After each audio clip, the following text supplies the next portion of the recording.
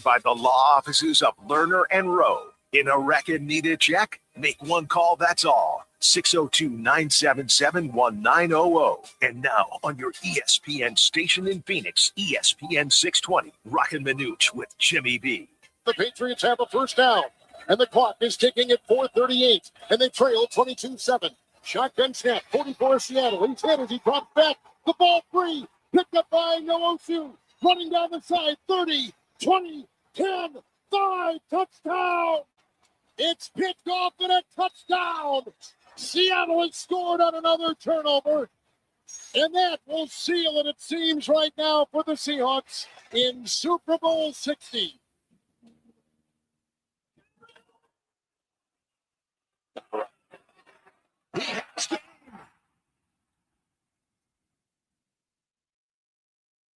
Game, set, match. Frustrating night for the Phoenix Suns. It was indeed. 14th turnover on the night as Maxey brings it into the forecourt, dribbles into the far corner, and he will waste the rest of the time off the clock. Sixers win tonight, 109-103, the final score. They end a 6-game losing streak in the Valley and win here for the first time since January of 2019. Suns started ice cold, missing 18 of their first 19 from 3, and end up losing by 6. Try to kick, deflected away. Bradley the swipe. Hit ahead for Pete. Murray's the rebound. Check out in transition.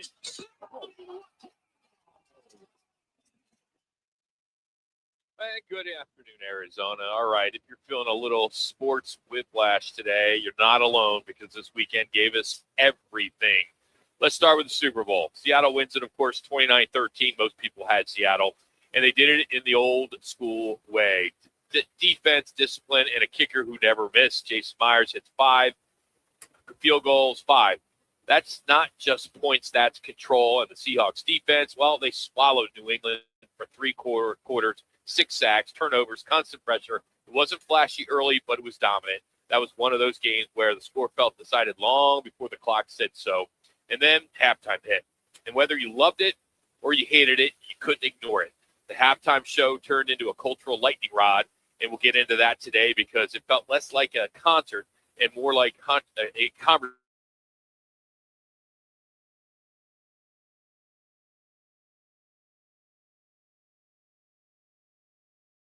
They crushed Oklahoma State. They moved to 23-0, 10-0 in the Big 12. Got a big one tonight at Kansas. How about game day coming to Tucson on Saturday when Texas Tech is in town? WM Open, you heard it. Same movie, different year, massive crowd, 60th hole doing what it does. And in the end, Chris got her up, winning it in sudden death playoff at TPC Scottsdale. They then once again owned the Valley for the weekend. Suns, meanwhile, they reminded us how thin the margin is in the NBA. They played hard, they competed, but they got beat late by a superstar, Joel Embiid. He closed, and Phoenix couldn't answer. Nights like that don't sink a season, but they do show you what still needs tightening before the playoffs. And hovering over all of it, the Cardinals offseason. New staff, big decisions. Kyler Murray trade rumors are floating again, and with money being a real roadblock. So, yeah, defense won a Super Bowl. Arizona Hoops is rolling. Golf took over Scottsdale, and the Suns are still searching for consistency, and the conversation never stopped. We're loaded today. We got a rewind coming up. We'll take you into the locker room last night at the Super Bowl. Rudy Carpenter, Eric Williams, Frank Sanders. We got all of that today, and we are live today on a Monday at Wright Toyota. And, kind of a boring game last night, to say the least. Defensive struggle, pitchers do them. I enjoyed it. I enjoyed that we talk about defenses, special teams, and lack of turnovers. And, 9-zip at halftime, I'm going, this is about the way I expected it. I felt both offenses would have a hard time adjusting to the opposing defenses. I felt that Josh McDaniels got totally outcoached as the OC for the Patriots. But it was just that defense was just too much for Drake May. It really was too much for him. I could tell early on his throwing mechanics, his throwing wasn't right. And you find out, matter of fact, we talked about this last week, if his arm his shoulder was still a little scruffy from that hit he took in the Denver game 2 weeks ago, that he might take the shot. Well, sure enough, he took the shot. So you could just tell he just wasn't quite fluid motion. But when you got guys in your face like just about every pass play and you get sacked 6 times, it unnerves you It speeds you up. It causes you to be inaccurate. And it was kind of the same thing with Sam Darnold in the first half, too, until he got settled down. But defense, running game, special teams, that's what it was for Seattle. This is what it reminded me of. Reminded me of the Philadelphia Eagles defense dominating the Kansas City Chiefs. Patrick Mahomes running for his life on almost every play. I had the flashback to that game. Seattle, I think, probably used that as their, I guess, a way to set up how they were going to play against New England, and it worked to perfection. Manuch, you referenced 9-0. I thought the game was over. I felt the same way. I did too. I felt Seattle's in control. Yeah, and then one thing about this defense, the Philadelphia did that without blitzing anybody. That is correct. So the first half, you saw McDonald do, he brought a lot of safety blitzes, a lot of stunts, Yes. loops, TE stunts, whatever you want to call it. And then the second half, they did what Philadelphia, which you're alluding to. They only would bring 4 guys, and they were putting pressure into Drake May's face. So they dropped off into the zones, and again, he was having trouble trying to find the zones. But he had his chances. Drake May missed some throws. He missed his tight end wide open down the field. He had a couple of ill-advised throws. But when you're getting harassed like that, and you see a completely different defense and you're used to studying, that's why I felt that Josh McDaniels really didn't have an answer for the Seattle defense. But let's face it, guys. Nobody to beat the Seattle defense, the Seattle team in last night's game. Nobody. And they were that dominant. And then they ran enough. They made a few completions here and there, keep the change. But 5 field goals by Myers to go ahead and win that football game is all you need. So as we gave our predictions on Friday, I had Seattle 31-20, Jimmy 28-20, Manuch 28-17, Laz 27-20, and the only guy that went against Seattle was Connor CC, who had the Pats 24-17. But good money maker for me, I can tell you that. That's why you're in such a good mood today. I'm not in a good mood. I mean, today we should be off. Well, next week we'll be off. President's Day next week. So, What did you decide that? no, I'm just saying. No, you can take next Monday off. Are you saying that we don't have a show next Monday? No, we will, but you can take off if you need to have a the hangover point from the Super Bowl. There's no hangover at all. I didn't have an ounce of alcohol yesterday. The thing is the Super Bowl needs to move to President's Weekend, period. Well, with It 18 makes so games, much sense. I will guarantee with 18 games, it will be the President's Day weekend because we'll go one more week, Yep. and it'll be the following weekend. Do it. And everybody can be happy they got Monday off. And I warned you. I warned all of you about 2 weeks ago about the stupid handoff by ESPN. Give me a freaking break. Do you have to pound Super Bowl 61 into our faces? Just 10 minutes and the game's over? I mean, come on. It was a little ridiculous. I mean, no disrespect to ESPN and all you suits and who we're affiliated with. But come on. Hey, you went overboard. We know you have it for the first time. Okay. But like NBC, let them have a little bit more. I know they go right into the Olympics, which, by the way, the Olympics are going on. Yes, yeah. How bad was it you switch over after the end of the game and NBC starts and you see Lindsey Vonn getting ready to race? How bad of television that is when everybody knows you've been airlifted. Yeah. I mean, it's just horrible. You're going to have to watch that? To your point about ESPN, Sports Center, right to SoFi Stadium. Yeah, they're there, and Get Up was there this morning. Yeah, and I'm like, okay, I'm like you. Let it breathe. Let NBC have their props, man. Let them do their thing. But they went right. 365 days of promotion. That's it. It was no one is going to care what network the game is on. Everyone's going to watch it no matter what. It'll do better rating. Whatever this was this year, it'll do better next year. Yep. I mean, I'm sure this year was better because of Bad Bunny and all the controversy there. That rating at halftime will probably be bigger than the rest of the game.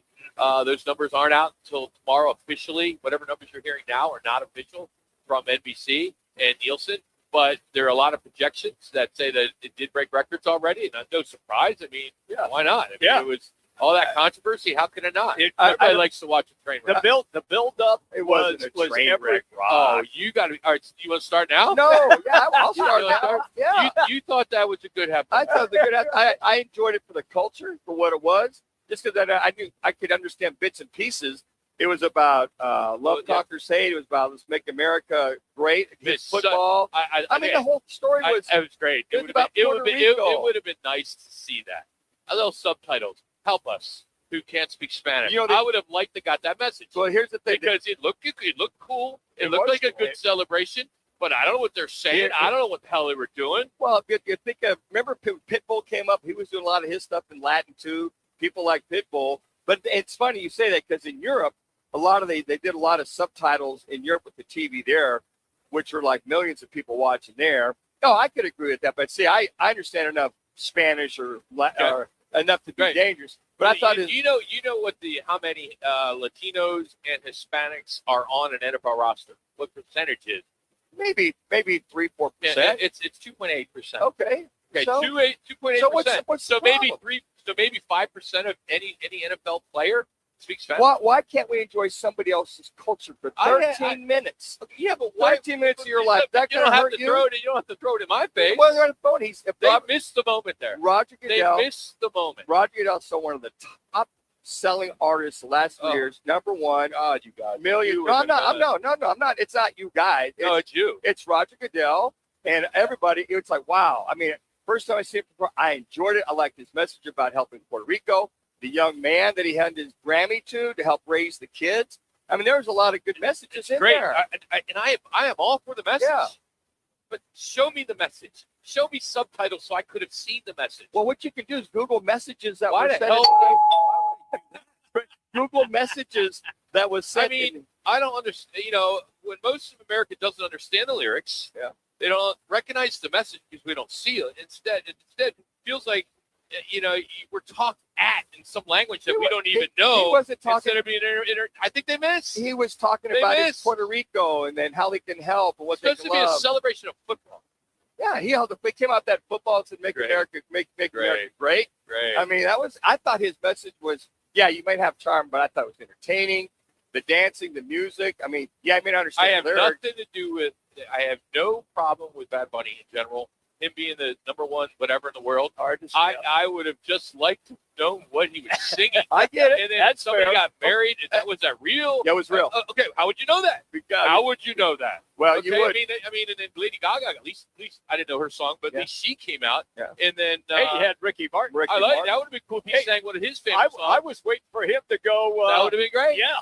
I Yeah. was- yeah. Hey, if he I would have just- gone again- La Vida Loca, I would have been all. I just thought it was awful. I mean, I think they missed the moment because they had you keep saying there was a message, there was a message, there was a Sure. message, but 90% of the United States didn't know the Okay, message. well, a lot of them did, but people, how come How is they that not a enjoyed big it? deal? How come the overwhelming Why response was do so many people worry about such a small percentage? I'm not. Why- Hey, talk about inclusion. He's included the Latin community, the Spanish community. No, I don't He's know about included. that. Hey, we didn't include it because Roger, we didn't get to swim. We weren't Roger included. Goodell is We weren't smart. included. Okay. America wasn't included. He's American. I know, but how you're saying inclusive? How is he inclusive See? if we didn't? If I couldn't see his message? He talked about, okay, we'll read about it. There's a Why, hell of a why message. the F would I want to read about it? I I think- had 13 minutes of my life that he could have Yeah. done it there. So, I Why mean, do I have to take the time and do it Okay. elsewhere? so maybe he missed God, the you guys are so brainwashed. No, not brainwashed. You're saying inclusive. You're using the word inclusive. He If was. inclusive is the word, then, His- people from America his- would have been able to see the message. Well, how come so many people loved it? How many? Oh my God! I Over don't know. 100 Not the people I'm seeing 130 million, estimated number, over 130 million. didn't like Watch it. They it. saw it. 'Cause it was Yeah. like, where else are you gonna go? But the majority loved it, Rock. No, they enjoyed- didn't. How about Who you see? you Did didn't? you see the? Were you on your phone? Yeah, watching? yeah. Did you Other not? than CNN? Didn't you like him handing that little boy his Grammy, going, "Hey, you can grow that in Puerto Rico as well too"? Is that what he said? Yeah, Well, how would I know that? That was the intent. How would he miss the message? You could just watch him. You could just watch it right there, I that young didn't kid. see. Well, I didn't see it. There's no message to tell you that was in Spanish. And like the whole power pole thing about the lack of power. How do you know that there was in Spanish? Well, I get it, but No, I mean, you don't get it, Manuch, because you're not. But 95% of people in this car dealership did not know what he was saying. why would So the that? message got missed. Is my point. Okay, did you like his music? Like the beat? I don't know. 'Cause I don't. Yeah, the lyric. I don't know the Did you lyrics. like the beat, like the dancing. I didn't mind You that. like the I didn't know. Latino I have funk. I have no problem with Bad Yeah. Bunny. The problem was I think they missed because you don't know what they were singing. Well, I would say this. Maybe they would have had subtitles. They probably should have. They knew Thank they- you. Dang, it could've- took me 10 Then- minutes to then- come around, then and you you- finally did. But I didn't need subtitles. I just understood what was going on. Okay, it's all about you then. Because I What about the understand Spanish. majority of the United States? When they do this in Europe, when they do World Cup and they do that, they always do They did always do have subtitles. Yes, subtitles. they did. So why not do it in our I own don't know. country? That's maybe bring that up to Roger and somebody has a I'm sure somebody Spanish will. or Czechoslovakian or Italian act. But I just like. Hey, our state party Root bringing your call question. Did the Super Bowl halftime show feel more like entertainment or a message? Well, it speaks Spanish. You probably do the message. So your four choices are entertainment first, B is message first, C is both or neither. You didn't land. It didn't land. So that's what you need to vote on. Go to our Twitter page or X page or any of our pages. Just search Roc and Manuch. All right, we'll take you a little rewind next. Some raw emotion for both sides. The Patriots processing a Super Bowl loss. The Seahawks celebrating a championship. It's a replay rewind next. With Sun Devil women's basketball, it's not just a game, it's a show. The speed, the swagger, the no-look passes that make the crowd gasp, the intensity that feels like it could light up the court by itself. Every night, this team brings fire, fast breaks, big moments, and defensive energy you can feel from the top row to the hardwood. If you want basketball with heart, pipe, and pure showmanship, you want Sun Devil women's basketball. Get your seats now at sundeviltickets.com. Rock for RightToyota.com. At Right Toyota, they'd like you to get to know them. Their goal is to make buying your next vehicle the kind of experience that earns your recommendation to family and friends. They invite you to use all of their innovative web tools on RightToyota.com. So if you're looking for a new or pre-owned Toyota, head to their interactive website at RightToyota.com. The right price, the right selection, all at RightToyota.com. I was in a wreck. I need a check. I was in a wreck. I need a check. I was in a wreck. I need a check. I'm attorney Kevin Rowe. The insurance company's job is to pay you as little as possible. Our job is to get you every dollar you deserve. Call Lerner & Rowe today and let's make them pay. Call 977-1900.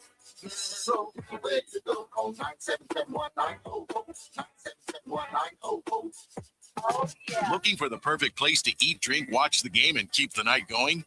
That's Backyard Desert Ridge. Enjoy elevated bar favorites and a killer drink menu. Catch every play on 40-plus HD TVs or 4 massive LED walls. Then challenge your friends to a game of your own. And when the game ends, the party keeps rolling with live entertainment and DJs nightly. Backyard Desert Ridge. Comfortably familiar, always exciting. We'll see you in the backyard. Here's what's different about GCU.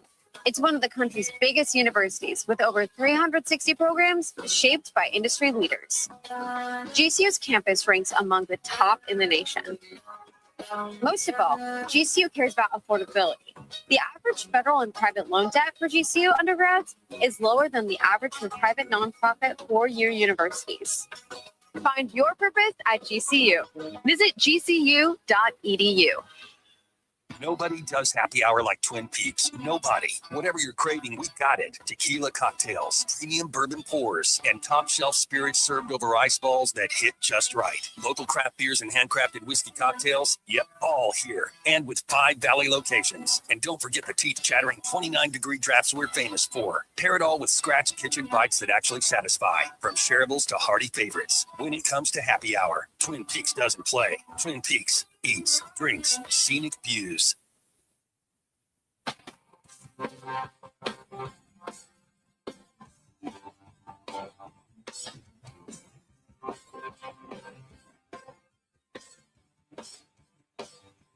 Now it's time for our replay rewind. The top sounds of the night and whatever Rock decides to add. Let's get to it in replay rewind with Roc and Manuch with Jimmy B on ESPN 620 and on FM at 98.7 HD2. All right, we'll get into the locker room from last night, Super Bowl 60. The Patriots and the Seahawks will start with the New England Patriots after the loss. Of course, Drake May owned the offensive struggles. Here's what he said went wrong. You know, credit to them. We were moving it solid in the first couple of drives and just have a couple negative plays that would kind of push behind the chains. And then from there, we just, couldn't, stay ahead of the chains. And third and short, we couldn't pick up some first downs. And they had brought some pressure where, they got us a few times and just got to be better with the football, make better decisions. And I got to make better throws when the game is, like that. I got to make some throws to help us move the football. 23 years old, man. Good get a lot of credit. I would agree. He'll learn from this. The other thing, too, is the 6 sacks with a total of 21 sacks during the playoffs. Yeah. He'll learn to throw the ball away. I mean, he thought, just throw it away. I would have said, because it was literally, what Chuck Knox always tell you? yeah, throw it away or run. Run, Manuch, run. I thought for sure we're going to hear that story again. As Manuch always says, it's okay to punt. Yeah, that's right, man. But he just, I think he was confused with coverages.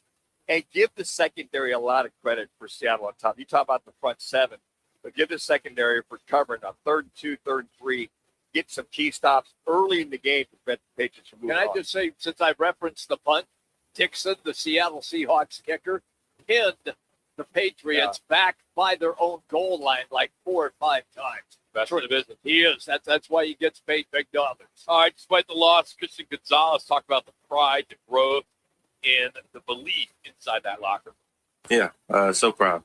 So proud of the defense. So proud of just the team in general. All year it was, nobody believed in us. Nobody, thought we were going to be anything. And I mean, to make it to where we were, it's a testament to our work, and we came up short. Every year the team loses the Super Bowl. Team's been here before. It's not the end of the world. Like I said, it stings, but proud of the guys, and get right back to it. I think he saved about 3 touchdowns. He did. The one in the end zone at the end of the first half. A lot of that is Sam Darnold needs to lead him more, and then the one go route, he's got to lay that ball out there. But he might be one of the better corners I've seen since Peanut Tillman, Deion Sanders. That's good. Mike Haynes has got that size of Mike Haynes. He's that good of a cover guy. All right, head coach Mike Vrabel spent the moment after the loss. Here's what he told the team in the locker room. But I'm proud of everything that they did. I'm disappointed, just like they are. Reminded them that we're 307 days into to what hopefully is a long, successful relationship and program, and that it's okay to be disappointed. We have to be disappointed and upset together.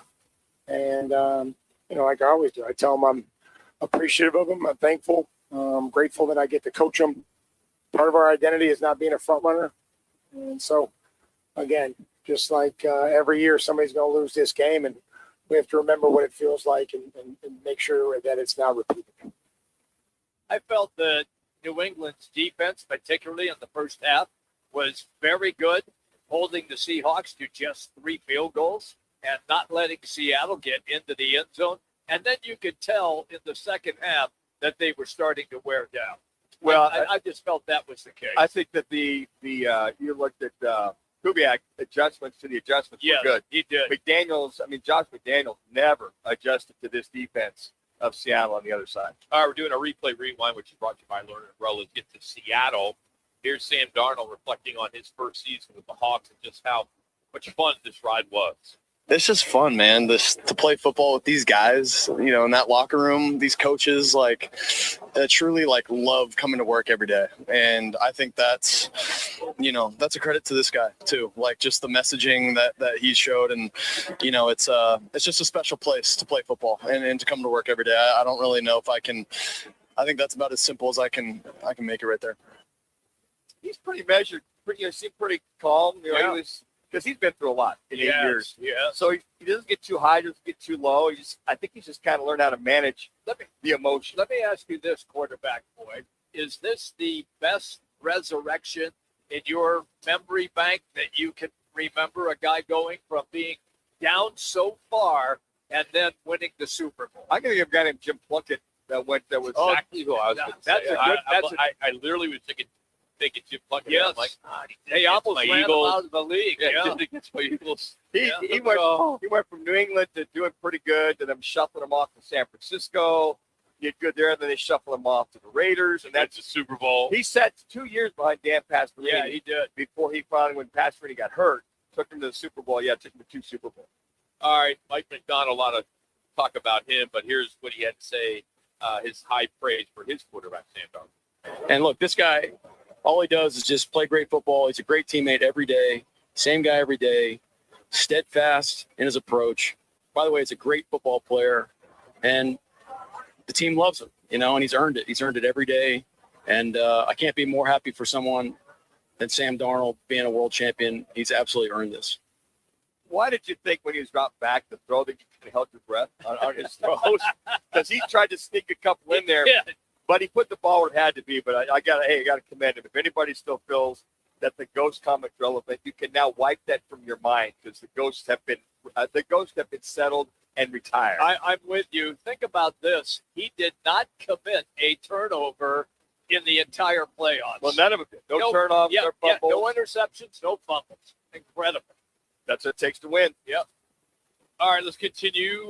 Let's get to where we want to go, Eric. All right, here's Coach talking about his team. And he said this is the best he's ever been around. He does say it like Just the best team I've ever been around. The closest, toughest, most connected team I've ever been on. And our guys made it come to life. Everybody in the organization just straight ahead. No drag, stack days. I love them. I'm actually like, as great as it is, I wish the season kept going because it's just such a great team. It's interesting. He said like 2 weeks into training camp, he knew he had something special. Yep. He said if we could keep building and stacking, like you said there, that he felt this team could go all the way. Now, this is the guy.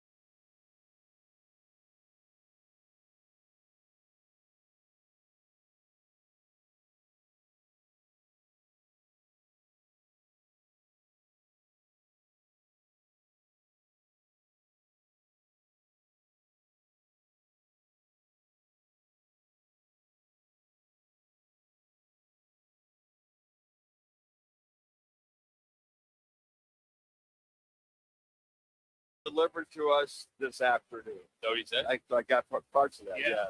And Seattle Seahawks. And Super Bowl. Yeah. But he talked about what a grand event it was in this Super Bowl 60 to see the Seattle Seahawks win another one. All right, today's rewind is brought to you by Learner Row. In a wreck, check, make one call. That's all. 602-977-1900. And always at LearnerRow.com. There you go. There's our Learner Row one call rewind for both locker rooms.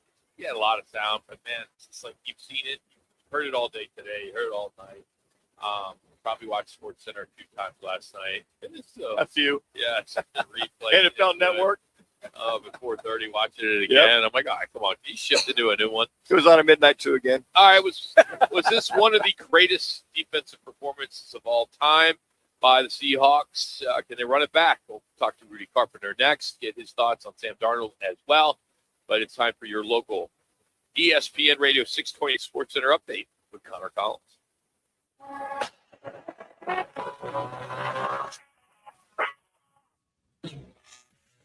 It's now time for your Roc and Manuch with Jimmy B's ESPN 620 Sports Center update. I'm Connor Collins. The Seattle Seahawks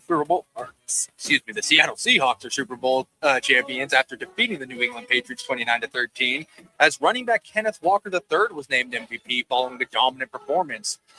Clint Kubiak is expected to take the Las Vegas Raiders head coaching job following the game. In a press coach interview, he said that he is going to be going to Las Vegas. And some tough news coming out for the Diamondbacks as reports are indicating left-hander Andrew Southrank underwent shoulder surgery and is expected to miss the entire 2026 season. This weekend is better at Twin Peaks, and nobody does sports like Twin Peaks. Nobody. Catch the action at any of the 5 Valley locations. Enjoy all-day specials on ice-cold draft beers, buckets, and specialty cocktails. Pair it with scratch-made bites that actually satisfy, and you've got your ultimate game day experience. Twin Peaks. Eats, drinks, scenic views. Rudy Carpenter joins you guys next. Twin Peaks is the best in the game. Here, the ultimate lunch lineup boasts wall-to-wall sports and scenic views. When you're hungry and in a hurry, the Scratch Kitchen delivers lunch in the clutch. I mean, where else can you order a 29-degree draft beer and a quickie combo on your lunch break? Only at Twin Peaks, the #1 sports bar. Twin Peaks Scratch Kitchen scores every time. Dig into hand-smashed burgers, chef-inspired flatbreads, and more at your local lodge. Join the team at All City Towing, Arizona's largest towing company and leader in roadside service. We're hiring dispatchers, call takers, lot attendants, drivers, and customer service pros ready to grow with us. You'll enjoy state-of-the-art equipment, consistent schedules, full health benefits, a strong 401k match, employer life insurance, and a monthly fuel allowance. Take your career to the next level. Apply today at allcitytowing.com. All City Towing, where your future is always moving forward. This is Jason Schechterly, former Phoenix police officer. There's nothing more important to a first responder than focusing on their mental health. And there's nothing better for that mental health than golf, friends, music, drinks, food, and fun. Join us for the Heroes Golf Classic tournament at the Weston Kierland Golf Course on Friday, May 8th. If you're not a golfer, show up for the after party and benefit concert with the best cover band in Arizona, Rock Lobster. Proceeds are going to benefit the 100 Club of Arizona. The 100 Club provides support for our first responders through critical incidents, injury prevention, mental health, and scholarships. Every day, our public safety members put their lives on the line, and we are their backup. So come out and join us on May 8th. To register, go to our website, 100club.org, and click on the events page. Again, 100club.org. Click on the events page, register for the tournament, and we will see you on May 8th. Game on Peoria. When it's time to eat big, drink cold, and watch every play, make it Big's American Bar and Grill in the P83 district. Big's is serving up huge portions of your favorites. Burgers, wings, nachos, plus a full bar and TVs everywhere you look. And don't miss happy hour Monday through Thursday, 3 to 6:30 p.m. with $2 off well drinks and $2 off domestic drafts, plus daily specials all week long. Bring your friends, grab a seat on the patio, and settle in for the game. Big's American Bar and Grill, where Peoria comes to play, eat, and watch. Swing into Van's Golf Shops by Worldwide Golf to get custom fit for the new TaylorMade QI40 driver. The QI40 family is TaylorMade's fastest, most fittable driver line. Don't miss out on your chance to find your new fast and schedule your fitting in-store or online today. Van's Golf Shops by Worldwide Golf. Trusted by golfers since 1963 and home to the legendary 90-day 100% satisfaction guarantee. Get there. Here to talk football is former Sun Devil and NFL quarterback Rudy Carpenter, who went 3-0 against that team in Tucson. Deep ball again by Rudy Carpenter. He reads it, zone coverage, gets behind the safety. Rudy Carpenter now on Roc and Manuch with Jimmy B on ESPN 620. George Alani's the running back. Big to him. Darnold to the end zone. All right, Rudy joins us. Talk about Super Bowl 60. Rudy, Sam Darnold took a long road to get here. What impressed you the most about how he managed the game last night?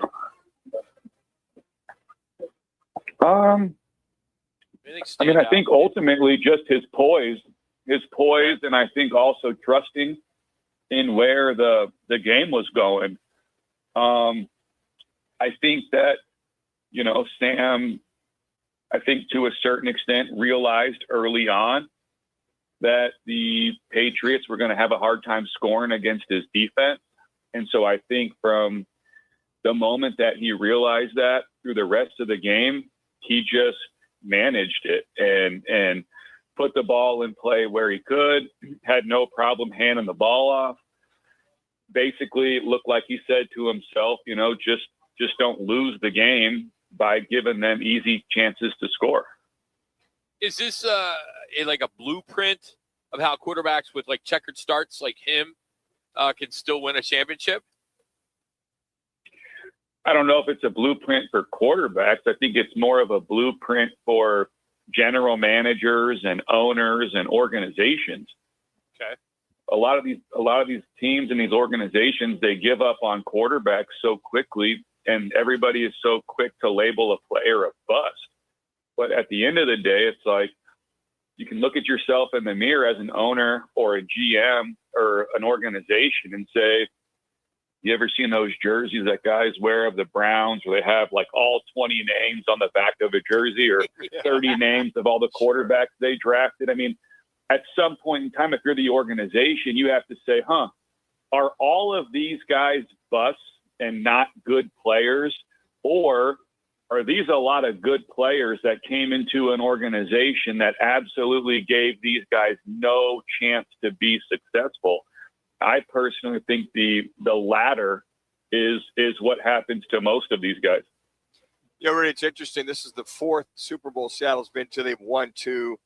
You look at what John Schneider, to kind of piggyback off of, bringing Sam Darnold in, he doesn't miss much, if at all. Draft choices, free agents, 16, 17 years now. He's been the epitome, like him in the I forget the guy's name in Philadelphia, have both really can teach the doctoral, but you got to have support from that ownership, the Allen family for many years. What is about Schneider's picks and or moves, i.e. like Sam Darnold, that keep that consistency with the Seattle franchise? Yeah, I mean, I think this win cements John Schneider as a Hall of Fame, GM. I mean, we shouldn't ask some of these voters who are voting, because now I don't think we know what a Hall of Famer is by any stretch of the imagination. If you have a scenario where Bill Belichick doesn't get in, is asinine. But I think John Schneider, just like you said, Howie Roseman with the Philadelphia Eagles, yes. These guys, they do a great job with evaluations. I think when you look at John Schneider, he's got a great team around him. He's got obviously a great scouting staff, a great scouting department. He's got a great director of college scouting, a great director of pro scouting. They obviously have the formula. They have their formula on what they look at and look for when they're drafting certain players at certain positions, albeit, physical characteristics, mental characteristics, certain physical traits guys need to have, and they stick to it. And obviously it's been very, very successful for them. And I think that's the important piece, really, is figuring out what's successful and what works, getting your entire staff from ownership to, not just the ownership and not just the players and coaches, but everybody in that building, also on the scouting department, everybody that's in the boat, they're all rowing the boat the same exact direction. They all believe in it. And I think that's something that John has been able to do. Of course, with having a leadership group around him that trusts him and allows him to go make the moves that he thinks is necessary. I even look at the head coaching move with McDonald. I mean, I follow the NFL very closely. I follow football closely. I obviously knew, McDonald and his path from the University of Georgia, and then bouncing around, and then obviously going to, I believe it was the Ravens, and then going from the Ravens to the head coach in Seattle. But it wasn't like that was a name, Mike McDonald, that was getting passed around, year in and year out about a head coaching job, right? Like, I know who Brian Flores is. I know who Vance Joseph is, right? I know who Raheem Morris is.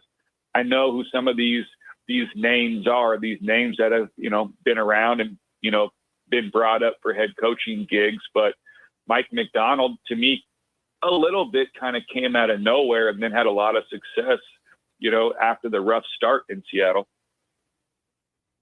Rudy, my question is the NFC West. Now that Seattle has won the Super Bowl, the Rams took them right to the mat in the NFC Championship game. The 49ers had all kinds of injuries and still made the playoffs. So my question now is, new coach for the Cardinals, how long in your estimation will it take to become competitive with those three teams in the NFC West? Man, well, I just think answered if it. I had the, I think, yes, I think if I had the answer to that question, I could probably go, sell it to Bidwell and he could write me a check for that answer. But I don't know. I mean, they are in a very, very tough division. A lot of great coaches. Shanahan, obviously a great coach. McVay, a great coach. McDonald, a great coach. Now, what you have really, you have three head coaches in one division that all come from the same coaching tree. And so obviously these guys all feel like they know how to do it. They feel like they have systems in place that they can do it. I think Bidwell looked at that and felt like, he wanted to bring those philosophies into the building.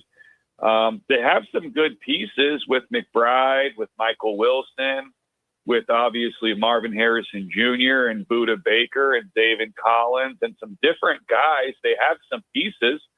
I think the biggest thing that's on the plate of the Arizona Cardinals right now is obviously what they're going to do with the quarterback spot. Looking at Drake May, what's the biggest lesson young quarterbacks should take from what they saw last night?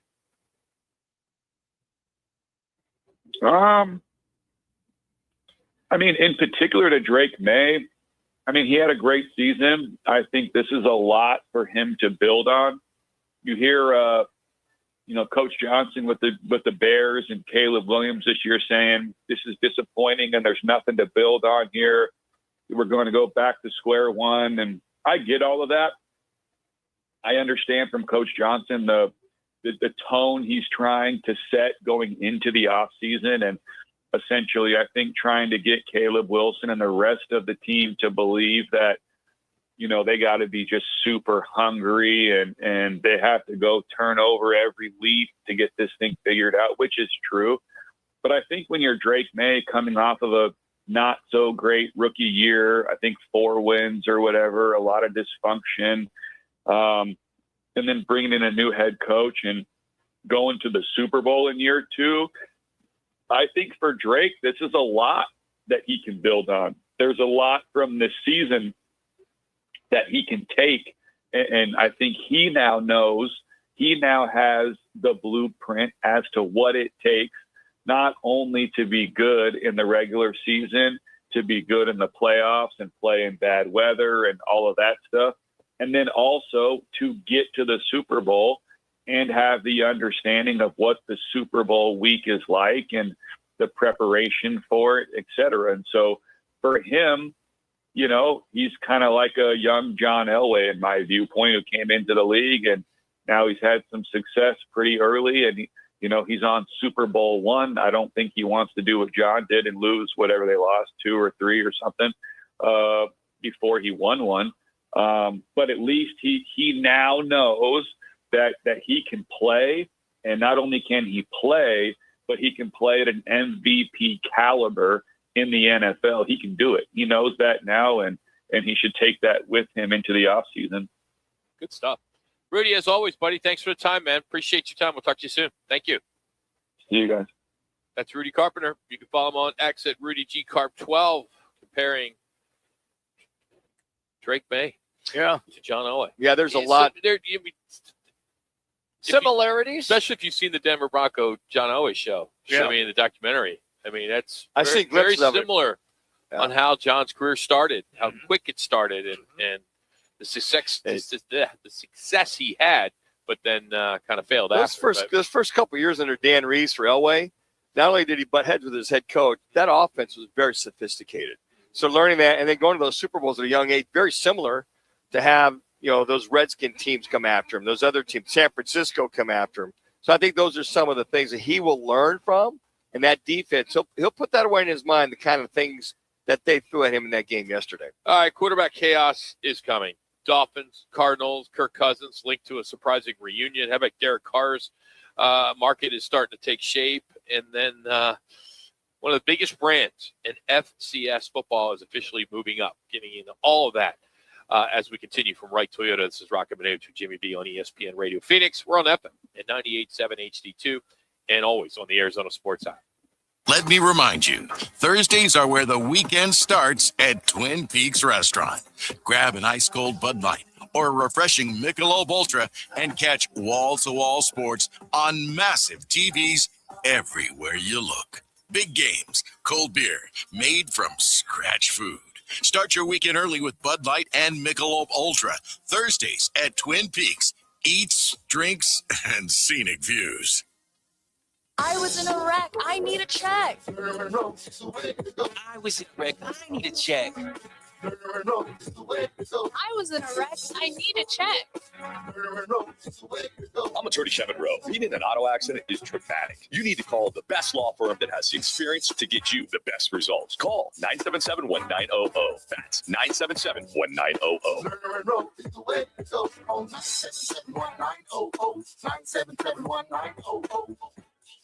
Another Arizona storm season's rolling through. Before the next big downpour hits, call State 48 Roofing for your free roof inspection. Whether it's cracked tiles, flat roofs, or old shingles, don't wait for leaks to show up. State 48 Roofing is Arizona's #1 referred roofer, trusted for over a decade in both residential and commercial roofing. Protect your home, protect your business with State 48 Roofing. Visit state48roofing.com or call 480-268-4509 today. Now open in North Scottsdale. It's the Orangedale Lounge. ODs, right off Thompson Peak and Bell, next to Bash's. Your new favorite dive bar has arrived. Cold drafts, chill vibes, always affordable prices, and the OD Mug Club, a one-of-a-kind membership you won't find anywhere else. No frills, just great people, ice-cold drinks, and a bar that feels like it's always been there. Follow at OD Scottsdale and get the scoop at orangedalelounge.com. Orangedale Lounge. Dive in and drink up. For over a century now, Ford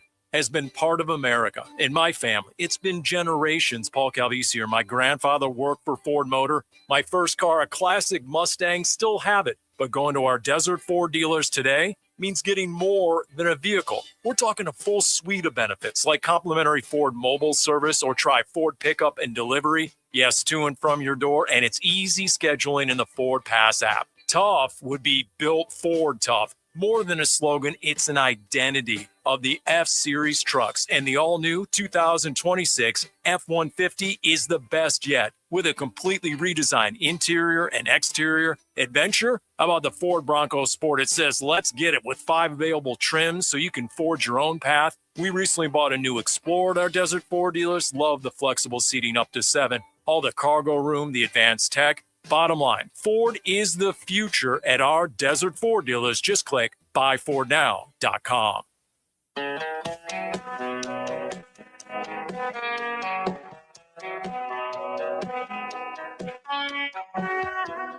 Back to Wright Toyota on Frank Lloyd Wright, where the guys are live from 1 to 4. Wright Toyota, the right place, the right selection, and always the right dealership, and always open at wrighttoyota.com. People want to know, could you see yourself one day, in the ring? There's a chance. I mean, I feel like I'm a pretty good actor, so there's a chance there. There's a chance on the screen. There's a bunch of chances I feel like I can do something outside of football when I'm done playing, and I'm not too sure where I'm going to go with that, but WWE is definitely an option. Former Sun Devil Cam Scatterboot interested in the WWE after his career in the NFL. Depending on how long that may end up. If he stays healthy, if he gets healthy. That was according to TMZ during Super Bowl weekend. On this day last year, Eagles claimed their second title in their franchise history as they just destroyed the Kansas City Chiefs 40-22. Jalen Hurts was the MVP in that one. Of course, that Super Bowl was in New Orleans. Also on this day in 1989, the Suns' Kevin Johnson ends his NBA free throw streak of 57 games. How about that? 57 games without a miss. I knew he was good. I always thought Steve Nash was better, but I didn't realize he had that many games. He was in a row. terrific player. KJ was Well, a we know that, but player. as far as free throw shooting, that was quite the – you think about that.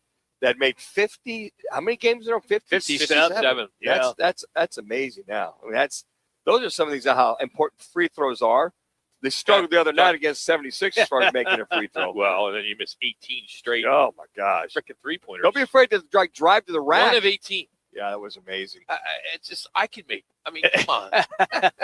I think you did warm-ups when we played the Globetrotters, right? No, when we played the Globetrotters, I airballed it. Yeah, I couldn't handle it. I would have paid money to have seen at American West Arena. There were a lot of people that played money. Spent money to watch us play. We were the Washington Generals, so that's what we have on you, Jimmy. Roc and Manuch, we're both professional basketball players. We signed a one-day contract for $0. I'm sure you did. But we got shorts. We got the shirt, which I still have. Wow. It's on my Facebook, my screensaver, Manuch and I. Yeah. Sitting on the bench. By the way, it's Manuch is very comfortable in that bench. Man, I had Manuch, does this feel normal? Yeah, somebody got a clipboard I can never hang there. By the way, that's on YouTube with us warming up. And it's on our website too. Yeah, I know, but I pulled that up now on our website. I went, well, there we are. We looked. I mean, we were good in warm ups. I bet you did. We were layups, shots. Yeah, Jimmy, you wouldn't have been. I mean, there was a height restriction. You wouldn't have been able to play. Oh, you mean I was too tall? No, I mean, I still feel bad that you go to Disneyland, you can't go on any rides. There was room for a mascot for the Generals that day. Seriously, dude, did you as a little kid, did you cry a lot because you couldn't go on rides? Never. Come on. Never. Because you couldn't go on the big kid rides. rides. Because I was this tall when I was like 14. Really? Yeah. And then it just stopped. All right, football at 50. The Dolphins, Cardinals, looks as though they got new head coaches. We all know that. Both teams are exploring potential trades for their starting quarterbacks, of course, Tua and then Murray. Several teams could be in the market. Massive contracts, future guarantees will make any of these deals tough. Miami says they're willing to eat some of Tua's money, while Arizona could gain some cap flexibility by trading Murray, but we'll have to see if a partner emerges. Bottom line, interest may exist, but the finances may be the big problem. What are you going to get for him? You're going to get like the three of us. Everybody knows that you're trying to unload them. They're not going to offer you anything. I think Miami's at least amenable to eating some of the contract or renegotiate to trade too. I think that's more valuable. I don't understand why Bidwell doesn't try to redo it. If he can't, he's going to have to eat it. And then what you're getting is, as far as you're concerned, the trades are not going to be as much as they think. I think what's going to happen is they're going to start the season with him. Yep. They're going to put him out there. He's going to be average. A team that, Cardinals aren't going to be good. There's going to be a team out there that's going to lose their quarterback, their starting quarterback. Yeah. And they're going to need a starter. So he'll have just 1 year left. He got 2 years left on his contract. Right now. So maybe only you grab him in October. Yeah, maybe you'll other get team, some for him because the team's going to need him then. And maybe the other team realizes. Do you think they would get more then? Oh yeah, yeah, you would then. I think because they'll be desperate. Yeah, and they'll be desperate to pick up his contract. Yeah, absolutely. But right now they're caught between a rock and a hard place. Adam Schefter is reporting that Kirk Cousins is expected to hit the open market after Atlanta Falcons plan to release him before the new league year. One surprising possibility is the Vikings. Vikings may be looking for a veteran quarterback or a backup or a steady. J.J. McCarthy and Cousins, they both are familiar with Kevin O'Connell, but it'd be interesting if they would bring him back. What an awkward reunion that would be if he would go back there. But some are saying he may just go to television. Well, they'll right to your point. They'll let him go, and if somebody wants a great insurance policy, they can sign him for $3 to $4 million. Back up J.J. McCarthy. If McCarthy gets hurt, they got a hell of an insurance policy. But it just depends whether he wants to continue playing. Now, how much did he show you though when he was forced in? A lot. You still thought he had? They won 5 out of 6. Okay. They won 5 out of 6 with him as a quarterback. And they didn't have besides Bijan Johnson, a tight end receiver. Bijan Robinson, right? They showed a lot. He showed a lot. Okay. To get that team down the road. Looks as though Derek Carr may unretire in some spots that may. Several teams have viewed it as a logical landing for him. Vikings, Steelers, Raiders, maybe even here. Yeah. Derek Carr, you can see him in a Cardinal uniform. A major move out of the FCS as North Dakota State, the Bison, have officially agreed to join the Mountain West Conference starting this year, making the jump to FBS football. They will remain the Summit League for all the other sports except wrestling, which stays in the Big 12 Conference.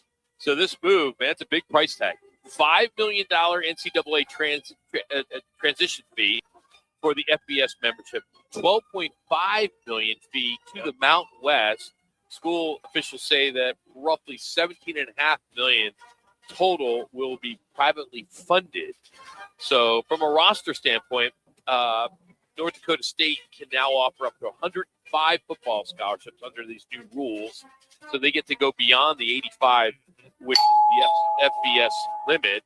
At the FCS level, the cap is 63 with partial scholarships. So about 85 players were already receiving aid last season. The bottom line, this is one of the biggest FCS to FBS moves in years. And it's another sign that this conference realignment isn't slowing down. Even the lower level college football teams. Yeah. They got the kind of cash there at North Dakota State. They got a lot of oil money there. Trust me. A lot of oil. See, CC's an FCS guy. CC? Yeah, I was going to say kind of a similar situation up north in Utah Valley. They actually just got stripped of all of the rest of their play for the rest of the basketball season and including into the postseason because of this similar situation. They tried to leave the WAC to go into another conference, but they never paid that transition fee. So now they're getting sued and all of their wins are being vacated. That's damn it. Why would you go down that road? Hey, yeah, you gotta get smarter. That's just a dumbass. That's a dumbass AD. That is. That's a dumbass AD. It's going to cost them down the road. Seriously, no disrespect to whoever that is, but come on, you don't make that mistake. Nope, you don't. Come on, you gotta have your cards. Come on, Hey, you learned that in college. Might have slipped his mind, Rock. You know, Hey, bill on the table he forgot to pay. Hey, this Wednesday, 1 to 4 will be live with Biggs and Peoria, breaking down the matchup, taking calls, setting the table before the Suns hit the floor against the Thunder. So grab a seat, grab a drink, get some great food, and roll straight from Biggs to tip off. Live local pregame energy. That's Biggs in Peoria before the Suns. Coming up, Fox Sports NFC West beat writer Eric Williams would join us to talk about yesterday's Super Bowl. This is Roc and Manuch with Jimmy B from Wright Toyota here on ESPN Radio Phoenix. Why choose Sanderson Ford? Because for over 70 years, Sanderson has been doing business the right way, putting the customer and our community first, offering online purchasing options, making maintenance a breeze with mobile service and pickup and delivery, prioritizing customer needs and affordability to provide the best deal, plus raising over $1 million annually for local charities. So when you're in the market for a new or used vehicle, choose no hassle, no pressure, no nonsense. Choose Sanderson Ford. For nearly 25 years, Primavera has helped thousands of Arizona students succeed with an accredited world-class education, tuition-free and right from home. If your child struggles in a traditional school setting, Primavera Online can help. We serve Arizona K-12 students with flexible, personalized learning that fits every student's needs. See how Primavera can help your family today. Don't wait. Enroll now at chooseprimavera.com. That's chooseprimavera.com. I'm Dan Morgan of Morgan & Morgan. Last year, millions of people called us for representation. Why? Because trust grows when you win. And we've won a lot. Over $30 billion and counting. When you call America's largest injury law firm, you're calling a family. You're calling an army, our army. You're calling somebody who will fight for you. Injured? Let our family fight for your family. Morgan & Morgan, forthepeople.com. Morgan & Morgan, forthepeople.com. Arizona lawyer will handle Arizona cases. Prior results do not guarantee a similar outcome. Hey, it's Chris with Ready Services Plumbing and Air Conditioning. We are a family-owned and operated business, and we have been since 1957. Our goal is to leave every customer satisfied and a smile on their face. Ready Services doesn't want to leave your home without leaving you with a 5-star experience. At Ready Services, we believe that we can do a great job at a fair price. Learn more about how we can help you at nofeeemergency.com. When it comes to sushi, reputation matters, and Sushi Brokers Arcadia has built theirs on being the best sushi in Arizona. From traditional rolls to bold fusion creations, like our crowd favorite, Seafood Dynamite, and the must-try sushi pizza. We've got something for everyone. Our famous happy hour is every day from 3 to 6:30 with fresh favorites like the California roll, spicy tuna roll, and the surf and turf roll, topped with seared steak. Sushi Brokers Arcadia, 44th Street in Indian School. We all have someone we love, like the favorite lyric in our favorite song. You can't imagine life without them. Cancer screening tests can help keep the person you love around longer by detecting changes before cancer develops, or catch it early when it may be easier to treat.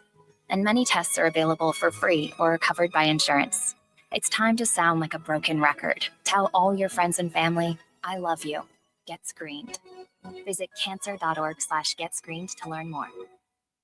KTAR AM Phoenix, Arizona's home for the worldwide leader in sports is ESPN 620.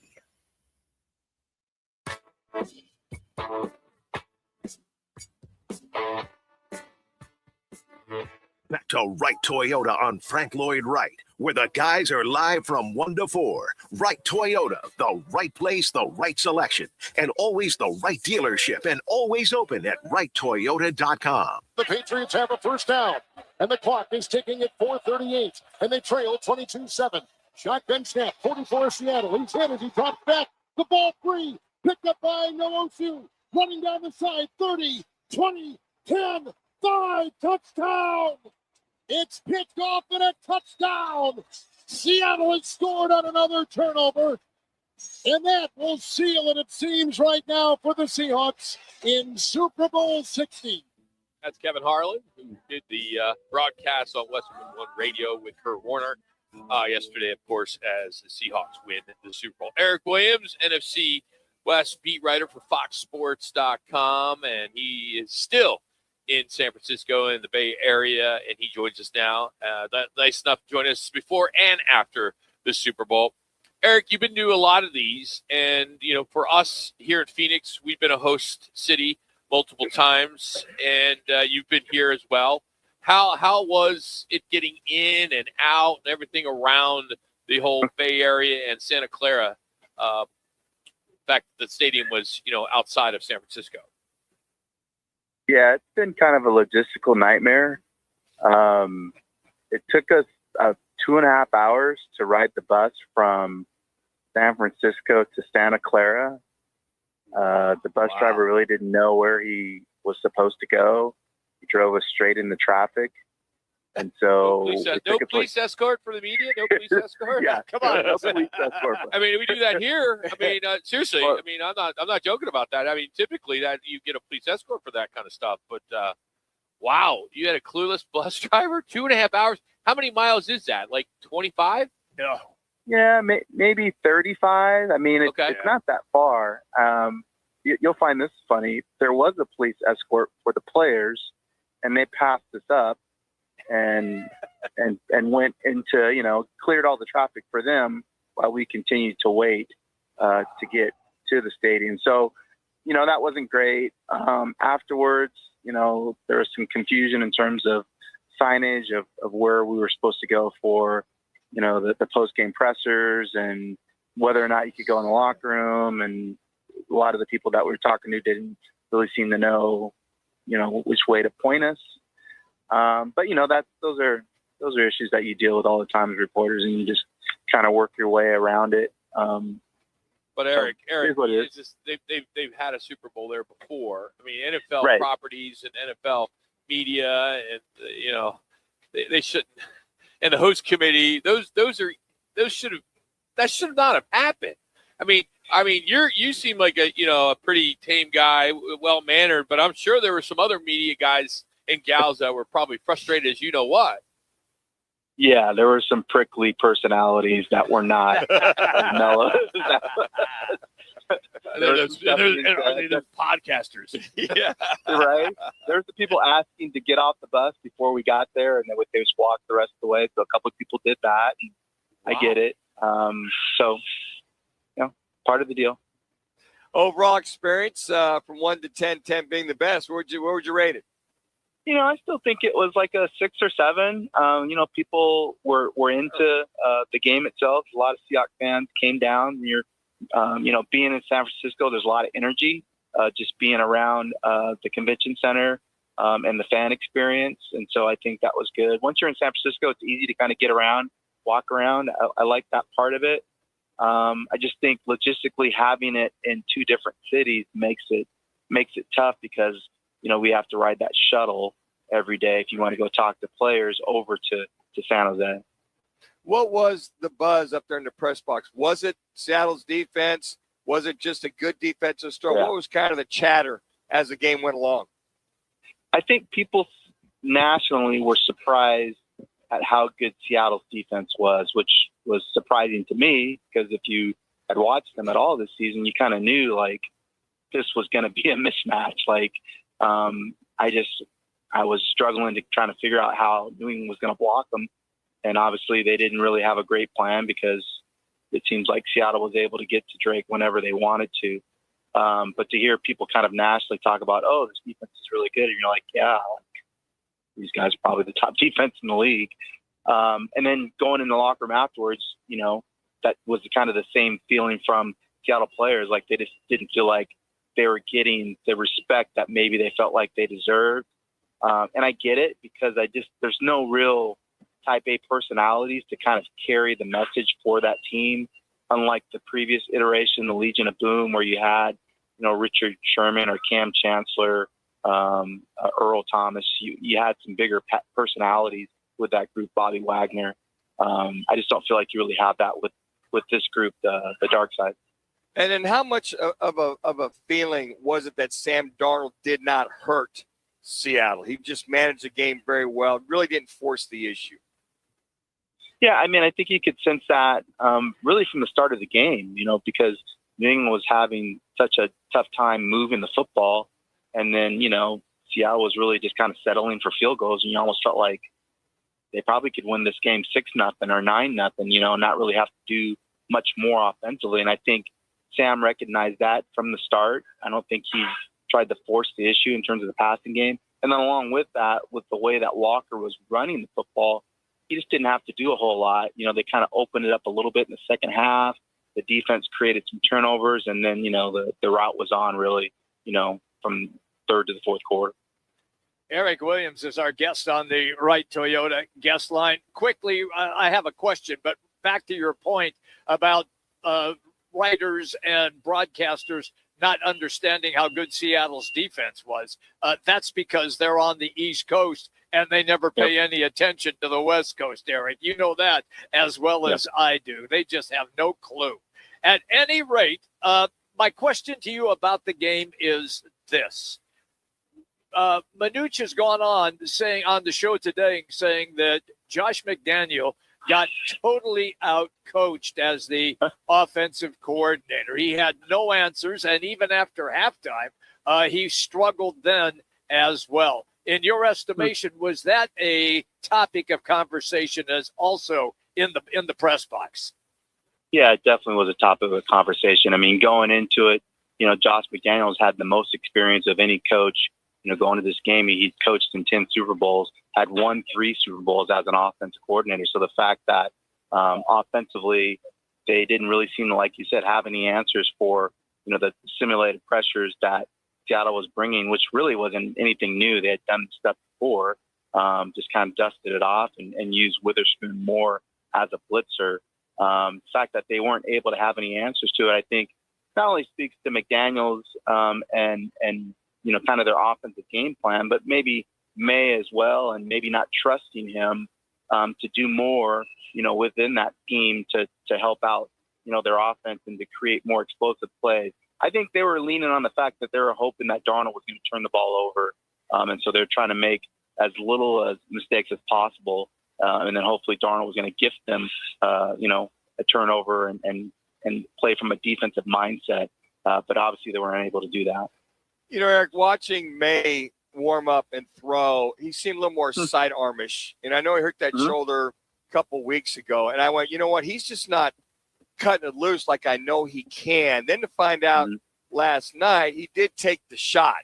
So how much was made of a potential shoulder injury, or was it talked about at all? Because I watched him from the get-go. His couple short passes, erratic, whatever it was that made mention at all during the week? No, it was mentioned. It was talked about. People asked, May during the week, are you fully healthy? He said he was. In the practice reports that you read, it said that he was throwing the football fine in practice. I think you're right. I mean, it's hard to judge arm strength if you're not on the field. And I never got a chance to watch him, throw, with my eyes on the sideline. So I can't really tell you whether or not, he was at full strength. But you're right. In terms of the accuracy, it did seem like it affected him. And I think the other thing, if we didn't see him do is run the ball. His legs were, one of the main assets that he had throughout the year.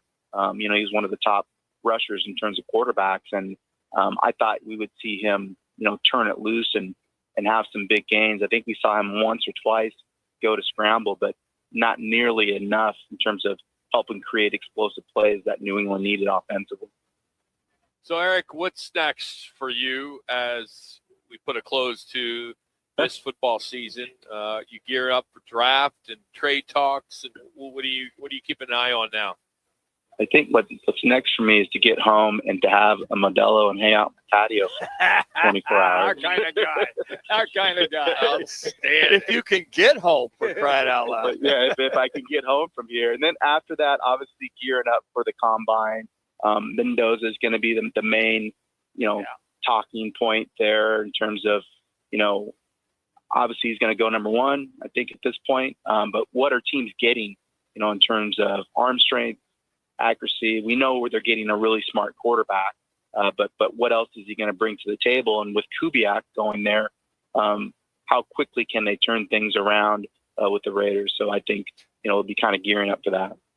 And got about a minute there. Free agency prior to the draft. You got the combine, you got free agency coming up. How much can the Cardinals do to try to get up with the Joneses, i.e. Rams, Niners, and Seahawks? They have to fix the quarterback spot first. They have to figure that out. And I don't know if doesn't sound like it's keeping Kyler. Sounds like it's moving on to somebody else. Who is that somebody else? Is it Malik Willis? I doubt that the 49ers are going to be willing to trade Mac Jones to them. But who's going to be the next Sam Darnold? That's going to be kind of the next redemption story at quarterback, out of this group, because there really isn't a person in the draft other than Mendoza that could come in and start right away. So quarterback needy teams are going to have to look to that free agency market and try to get kind of a redemption story to lead their team.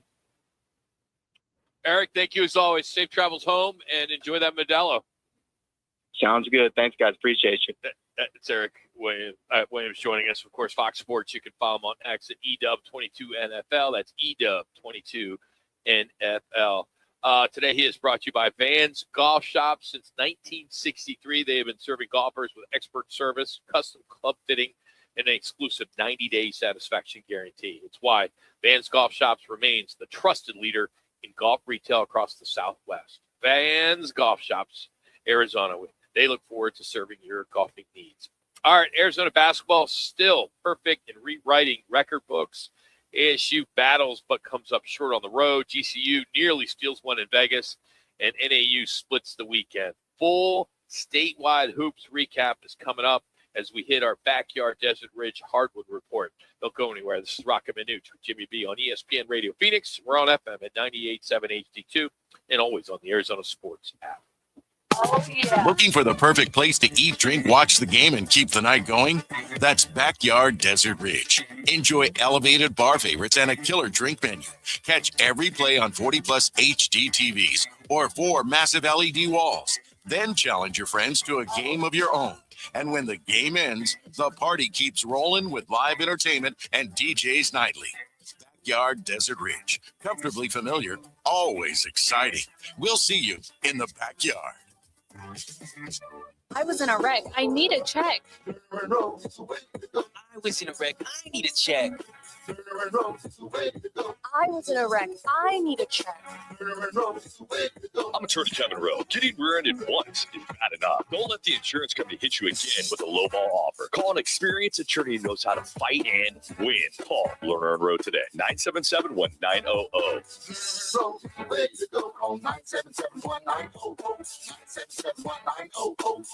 Let me remind you, Thursdays are where the weekend starts at Twin Peaks Restaurant.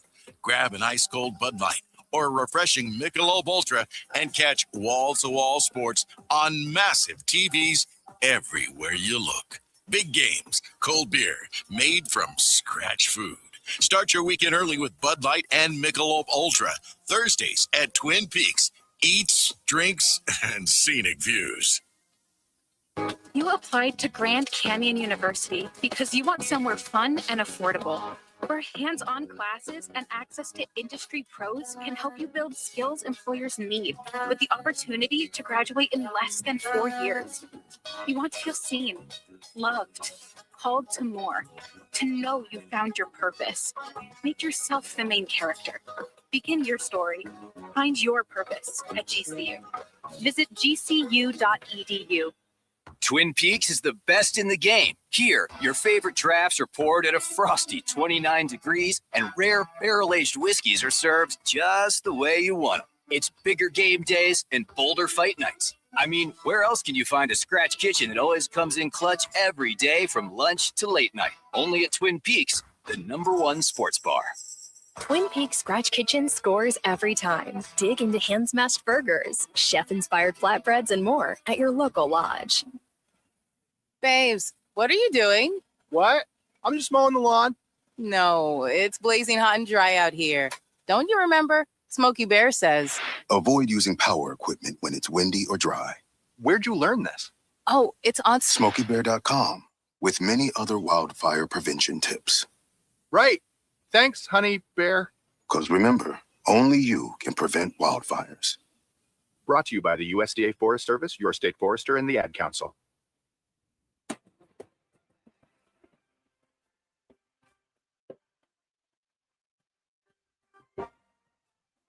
Back to the guys as they cover the state of Arizona and dive into the latest storylines, teams, and matchups from around the state in hoops. Drive it, can't deflect it away. Bradley the swipe. Hit ahead for Pete. Murray's the rebound. For check out the transition.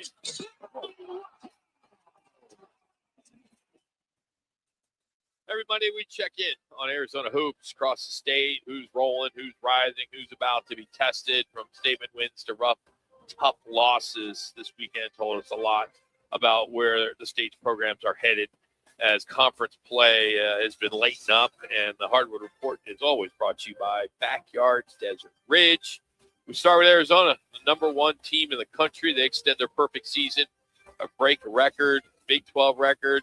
Wildcats were dominant from start to finish as they blasted Oklahoma State on the road. They're now 23-0, 10-0 in the Big 12, setting both a school record for the best start and a new Big 12 best season start mark. And they just suffocated their defense. They held OSU to just under 25% shooting.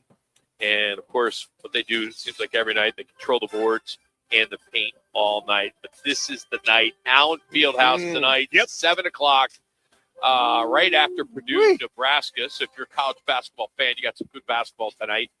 And then Saturday, ESPN College Game Day will be in Tuscan. Dude, I'm watching what was I watching yesterday? Oh, the news. The whole thing going down there with the Savannah Guthrie. Savannah Guthrie's mom. They don't know how to spell Tucson. They Everybody spells it T-U-S. Are you Come on, serious? I mean, I'm CNN. I'm like, come on. Fox got it wrong, too. It's like, dude, Tucson. It's not that hard. Oh, man. You know, it pisses people off. I know. They're probably going, wait, you spelled it wrong. I mean, even under the circumstances. You know, it's interesting because Oklahoma State just beaten BYU. Yeah. And you thought you'd see a pretty good game.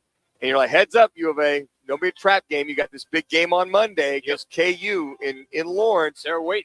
Man, they came out and they're like, they ignored the noise. They were trapping. They were going up and down the court. And it was fun to see these guys just going up like nope. It was like a scrimmage. It's almost like their second team, as deep as they are, would have been a better scrimmage. But I think a lot of folks, maybe Okie State, left all their energy on the court against BYU. But that was a surprise they beat them that bad. Arizona State fought hard in their Big 12 battle with Colorado, but couldn't pull it off. Marcus Odom led the Devils with 23 points, but ASU just couldn't overcome Colorado's balanced attacks. They fall 78-70. The loss drops ASU to 12-12, 3-8 in the Big 12. Just didn't have, again. They have Okie State tomorrow in Tempe. They couldn't close or they couldn't make the shots. Can't rebound. At the end of the games. I mean, they're in games. I mean, look at them. They were just down by 7 at half. Yeah. And then they were in the game. They pretty much going back and forth. It just seems like they're always, it's just turning the ball over. Can't get the rebound. Can't make the shot. Bryce Ford goes out in the game early. Don't know what his injury was. I mean, they're missing his shooting. But, on top of that, Odom, he's kind of been the guy. He's just kind of been that guy. Once again, though, Manuch, they don't get the ball in the hands of Jop down low on the block. at all. It's very frustrating when you have a guy as talented offensively as he is, and he doesn't sniff the basketball. I was watching for a while. They went 2 or 3 possessions. He never touched the ball. Yeah, if you were watching it, you saw it. He never touched the ball. Did finish with 19. I know, but he could probably finish with 30. Exactly. Yeah. Yes. For Grand Canyon, lost a battle. They came up short. This would have been a huge win for the program to beat UNLV. They lose 80-78. They had a comeback there as they fell behind early. They cut the deficit. They got down to the stretch, but just couldn't do it. And they fall, as I mentioned, by a bucket.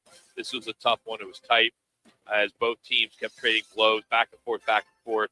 That could have been a nice win for them in the Mountain West. The key was they couldn't make free throws. Yeah. They missed 9. Yeah. I mean, they could not. Last week, too. Exactly. So what it is with these teams, yeah. ASU and GCU, you got to make free throws. We'll catch up with Darren Sutton tomorrow for a GCU report. Talk to him about that issue, the free throw shooting. We talked about that with Paul Coro and Darren, who's a play-by-play voice, a TV play-by-play voice. You know what? It's unfortunate, but if they make half, they win this game at UNLV.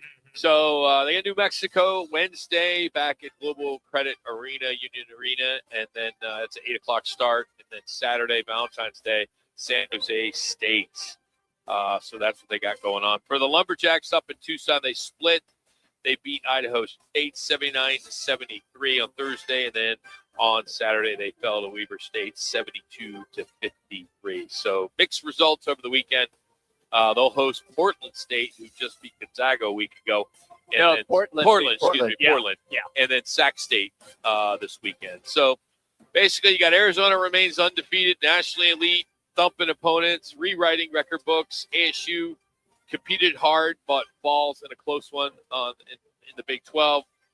GCU showed some grit in a tight loss to UNLV, and as I mentioned, NAU splits. Got to get into this sound, CC. North Carolina and Duke, always a great rivalry, but over the weekend, another instant classic as number 14, the Tar Heels, they knocked off number 4, Duke, on this buzzer beater. Into Dixon. Loser switches onto him. Dixon the kick. Trimbo! Got it! Carolina wins it! 0.4 seconds. Great shot. They set it up well. They set the ball up around the perimeter, dumped it down low on the block. When the double team came, the man turned and went right to the corner, and the three-point shooter was wide open. I'm surprised he kicked it out. I mean, I'm like, you thought he was going to go up? Yeah, I mean, I did. I mean, it was barely a second. And then to see all the kids come storming the court, they're like, time out. We got 0.4 seconds left. And, they got the ball down the court, and I think it touched somebody's hand. But it's interesting how they cleared everybody off the court to have 0.4 seconds left in that game. But I'm like you. I'm like, wow, he kicked it out, and that kid was money. Wide open. Yep. The interesting thing about that afterwards, I'm not a fan of court storming, nor am I a fan of rushing the field. You're also not a fan of coaches shaking hands. No, not coaches. I'm not a fan of the handshake line after the game. Yeah, and you don't believe in that. I don't like it, and that was one of the reasons why what you saw. Because after the game, the Duke coach talked about he had people getting punched in the face trying to get to the locker room. That's part of the job in that rivalry. No, I'm not buying that. That's not your place to be. On the court is not your place. Good luck trying to stop. Good luck trying to stop that. I'm with you. I'm just saying I'm not a fan of it. Never have been. So a couple hours ago, the most recent Associated Press Top 25 men's college basketball poll came up for the 9th consecutive week, but Arizona remained firmly atop. They claimed all 59 first-place votes in the poll. It's their 4th consecutive week as they go first, followed by Michigan, remains at number 2. Houston is 3. Duke, despite losing to North Carolina, they still stay at 4. Iowa State 5, UConn 6, Nebraska, which will play Purdue tonight. They're at 7. Is Purdue in the top 10? No. Then there's Illinois at 8. Is your friend listening? I hope he is. For that shot. They're 19-4. Yeah, but they moved down. They were 12th. Now they're 13th. But they got Nebraska tonight. That should be a good one for those folks that like watching those two teams. Kansas is number 9. They were number 11, so they moved up a couple spots. And of course, as I mentioned, they have Arizona, and then rounding out top 10 is Michigan State. 4 teams in the Big 12 in that top 10. Oh, yeah. I mean, this is going to be the survival of the fittest. Watch out for Miami of Ohio. Oh, yeah? Yeah, the Red Hawks. 23-0. Yeah, they are. Sleeper there, huh, Roc? Sit down there at number 23. See, Roc, do you remember how good they used to be? They had a basketball coach, and he probably was coaching when you were a student there. Charlie Souls. Does that name ring a bell at all? No. Vaguely. Okay, as the head, and they had success there. Look, Wally Zerbiak came out of there, was just a stud player, and they won a couple of games in the NCAA tournament, and then Zerbiak had a decent career in the NBA. Yeah, so like for Ohio U, where I went to school, that's Ron Harper also went there. Yes, he did. Yeah, you're right. That was probably the bigger name. Great Wally player. was great, but Ron, but that was our rival. So it's like Ohio State, Michigan. Right? Very Yeah. similar. I agree. Just I like agree. it. Just Similar. similar. Like it. Yeah. Hey, I did the game on ESPN Plus. There was no ESPN Plus Not when back you were there, then. Katie. Not when Come you were. on. Not when you were there. I worked for the team from 86 to 90 and then 91 to 92. Okay, what they had network. They had a network we called ACRN, Athens Community Radio Network or something. They had a And I network, was the TV DJ. network called Prime Network, and I came in. Prime. And I came in and did those games on Prime. Yeah. Did you ever go into Athens? Oh yeah, that's what I'm talking about. Oh, you were in Athens? Yeah. Oh yeah, several times I was in Athens. Were you fly into calling Columbus? games in 86? Yeah. To 90? Yeah. Just think, I probably handed you your stat sheet. You might have been my or stat boy. because part of my job was getting Domino's ready for the media at halftime. Okay. So I could have helped you there too. God, so, that is great. Yeah, that's great. Everybody loved Domino's. That's all you could was one of my afford. jobs. You can afford Domino's. Because back then, all the stats were you had to physically do They it. were hand delivered. Like somebody had to do free throws. Sure. Somebody had to do assists. I mean, it was all students. Yep. But it was great as a student. You sit courtside doing stats. And we're sitting up on the mezzanine level right there is where the TV setup was. And somebody would run during the timeouts and drop off the stats to us. And so we could update. I used to have to call whenever there's scoring changes. I would call into somebody. That was in the truck. That wasn't me. No, it wasn't a truck. It was like it was before we had. That was the score line. You have to call and say, hey, number. Yeah, you would call and say, hey, this is Ohio University versus Miami. I remember that. The score lines. Yeah, that was you get paid like $50 a game. It was great. Yeah, big money back then. All right, where are we going? Craig Fouhy will join us next. But here's Connor with another ESPN 620 Sports Center update.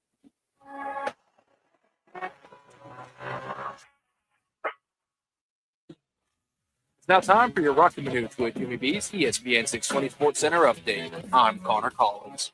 The Seattle Seahawks are Super Bowl 60 champions after a 29-13 win over the New England Patriots. Running back Kenneth Walker III earned MVP honors, and Seattle captured its second Lombardi trophy. After the game, Seahawks offensive coordinator Clint Kubiak announced he is taking the head coaching job with the Las Vegas Raiders. And some tough news for the Diamondbacks, as reports have indicated that left-hander Andrew Southrank underwent shoulder surgery and is expected to miss the entire 2026 season. The weekend is better at Twin Peaks, and nobody does sports like Twin Peaks. Nobody. Catch the action at any of the Five Valley locations. Enjoy all-day specials on ice-cold draft beers, buckets, and specialty cocktails. Pair it with scratch-made bites that actually satisfy, and you've got the ultimate game day experience. Twin Peaks. Eats, drinks, scenic views. Craig Fouhy from ABC 15 joins the guys next. Need to feed a crowd? Let Venencia's bring the flavor to your next event. We know you have a lot of options when feeding a large group. Ordering directly from Venencia's means you get the best service and the absolute best pricing. There's no per-person fee. Just tell us how many people you need to feed, and we'll come up with the perfect plan to ensure everyone's well-fed and happy. Grad party, office celebration, family reunion. Invite Venencia's to the table. Text catering to 411-24/7. That's catering to 411-247 or Venencias.com. Phoenix, if you need a plumber, call the team that does it the right way. Victory Plumbing Arizona. It's particular plumbing for particular people with upfront pricing before the work starts. So there's no surprises when the job's done. And here's a deal just for listeners. Tell them you heard Victory Plumbing on Roc and Manuch with Jimmy B, and they'll waive the service charge. For leaks, clogs, water heaters, or anything plumbing, book today at victoryplumbingarizona.com. ROC number 268603. Bigger fields, bigger events, bigger experiences. Arizona Athletic Grounds. Arizona Athletic Grounds is a 275-acre sports and entertainment destination for athletes, fans, and families. Located in Mesa, AAG is one of the largest multi-sport complexes in the country, with over 475,000 square feet indoors and more than 150 fields and courts. From tournaments to training to cheer, dance, concerts, and corporate events, the Grounds does it all. Learn more at azgrounds.com. Hey, it's Gambo, and I'm here with Stuart Willis, the president of Asset Preservation Wealth and Tax. Stuart, I got a great tax guy. He does a good job for me every year, but I'm always keeping 5 years of records from behind. He never looks forward and has a plan for me going forward. But when you work with you and Asset Preservation, you guys have a tax plan for the future. Absolutely. Look, most people think that their tax plan is when they file taxes, but that really is just looking backwards. You must look forward. Tax planning is about how you can save taxes in years to come. If you don't have a financial plan that includes a tax plan, I think you're missing out. And most financial advisors do not have a tax plan for you going forward, which is why I recommend you make the phone call right now and get a free portfolio review with the same guy I work with, Stuart Willis from Asset Preservation Wealth and Tax. Call 602-877-PLAN or go online at assetpreservationwealth.com. Investment advisory services offered through Foundations Investment Advisors, LLC, and SEC registered investment advisor. Yo, I'm your old basketball. Haven't seen you out on the courts in a while. Why not pass me over to Goodwill? Donating me helps Goodwill's mission to provide career training and support services right here in the community. And that's a slam dunk. Donate today. Hey, I got next. To find your nearest Goodwill locations and to learn more about our mission, please visit goodwill.org. Goodwill, where your things start new lives.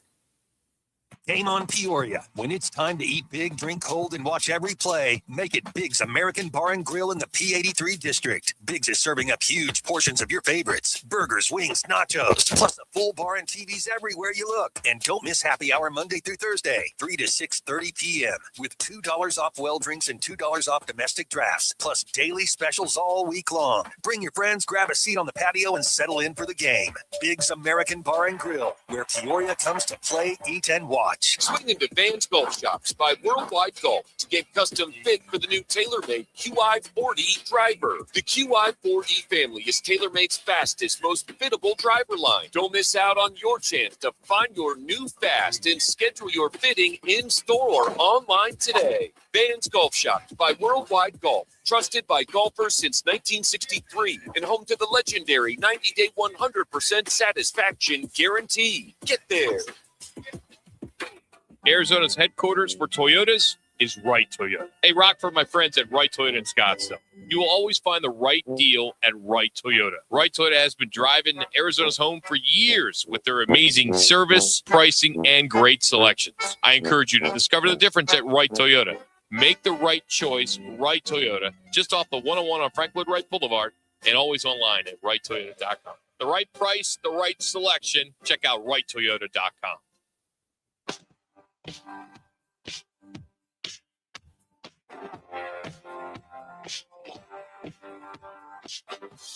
It's time for Fact or Fouhy with ABC 15 Sports Director Craig Fouhy. Fouhy joins the guys each Monday to break down the top stories of the weekend. And as a reminder, Manuch writes the questions. Now here's ABC 15's Craig Fouhy.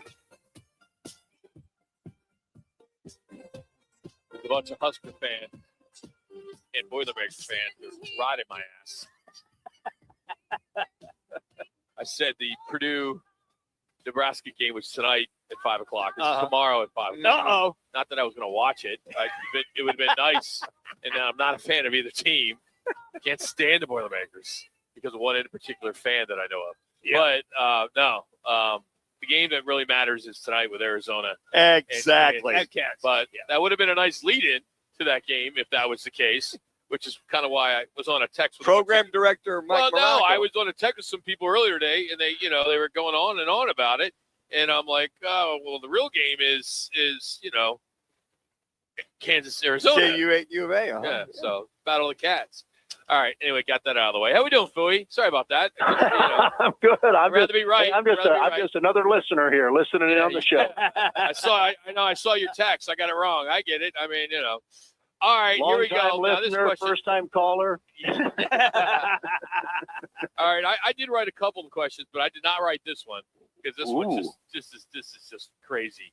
All right, the Seahawks dominating defense against the Patriots can now be ranked right up there with, all right, I hope you're sitting, 85 Bears, 2000 Ravens, 2014 Seahawks, and the Steel Curtain of 1975. Fact. All of those. Fact. Listen, I was alive in 75. I know that. So was I. Yeah, listen, I think they've ranked at the top, haven't they? I mean, I think they've said that the Seahawks team that came out last night and played was probably the best ever in terms of Super Bowl defense and what they did all season, really. This was probably the defense that went under the radar a little bit during the regular season because everybody's focused on, the bigger teams, the bigger markets. But yeah, this was a great defense, and they showed it in the Super Bowl, and they deserve to be the Super Bowl champions. Coach, were you surprised that Josh McDaniels, as the OC for the Patriots, really had no answer for the defense? Because they said they switched up a lot, but I would have thought he'd have been more draws, more screens, more to it than allowing this kid to get sacked 6 times during the game, that being Drake May.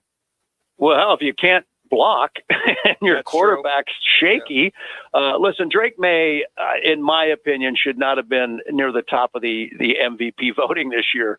I thought he had a good year. It wasn't a great year, but he got a lot of attention because it's the New England Patriots. But that offensive line wasn't very good, and that defense is so smothered. That Seahawks defense is so good that I don't know. I've been in Josh McDaniel's shoes trying to call plays when your offense can't do anything. And so it just doesn't. There's nothing you can call that works. And so I think that was just a situation where they are outmanned, outgunned at virtually every position. And I've been in Drake May's shoes where you're in the quarterback and you can't do anything when you you can't do a thing. You don't have any time to do anything. What are you going to do? Yeah, absolutely. All right, Coach.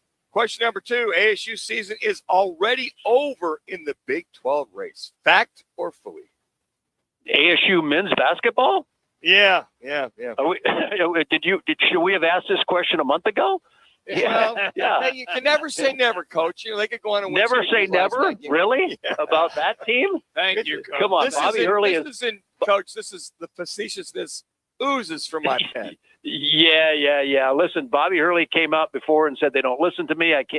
They're not listening to what I say.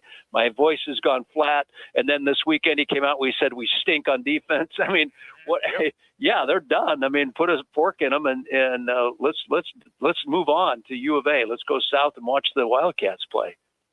Yeah, Coach. When we hear Bobby talk now, it's like on Saturday Night Live when Peyton Manning had that little football team. He's like, "So you want to lose?" When I hear him talk, I'm like, "So you want to fire me?" I mean, it's like, okay, it's just like he knows he's moving on. But the time and time again, it's like you got to imagine that Graham Rossini's got to be going, Bobby, can we just, I know you're leaving. Well, allegedly. Yeah, this is it. It's over. I mean, it's over. Yeah. He's on an expiring contract at the end of this year. He's done. He knows it. This team, he can't get this team to play. It's one of those things where he's such an old school basketball guy that he's having a really hard time dealing with the new attitude of the younger players and the NIL and transfer portal and all the crap that comes with it. So, Coach, I don't. In a way, I don't blame him. I don't blame him. It's a tough new world.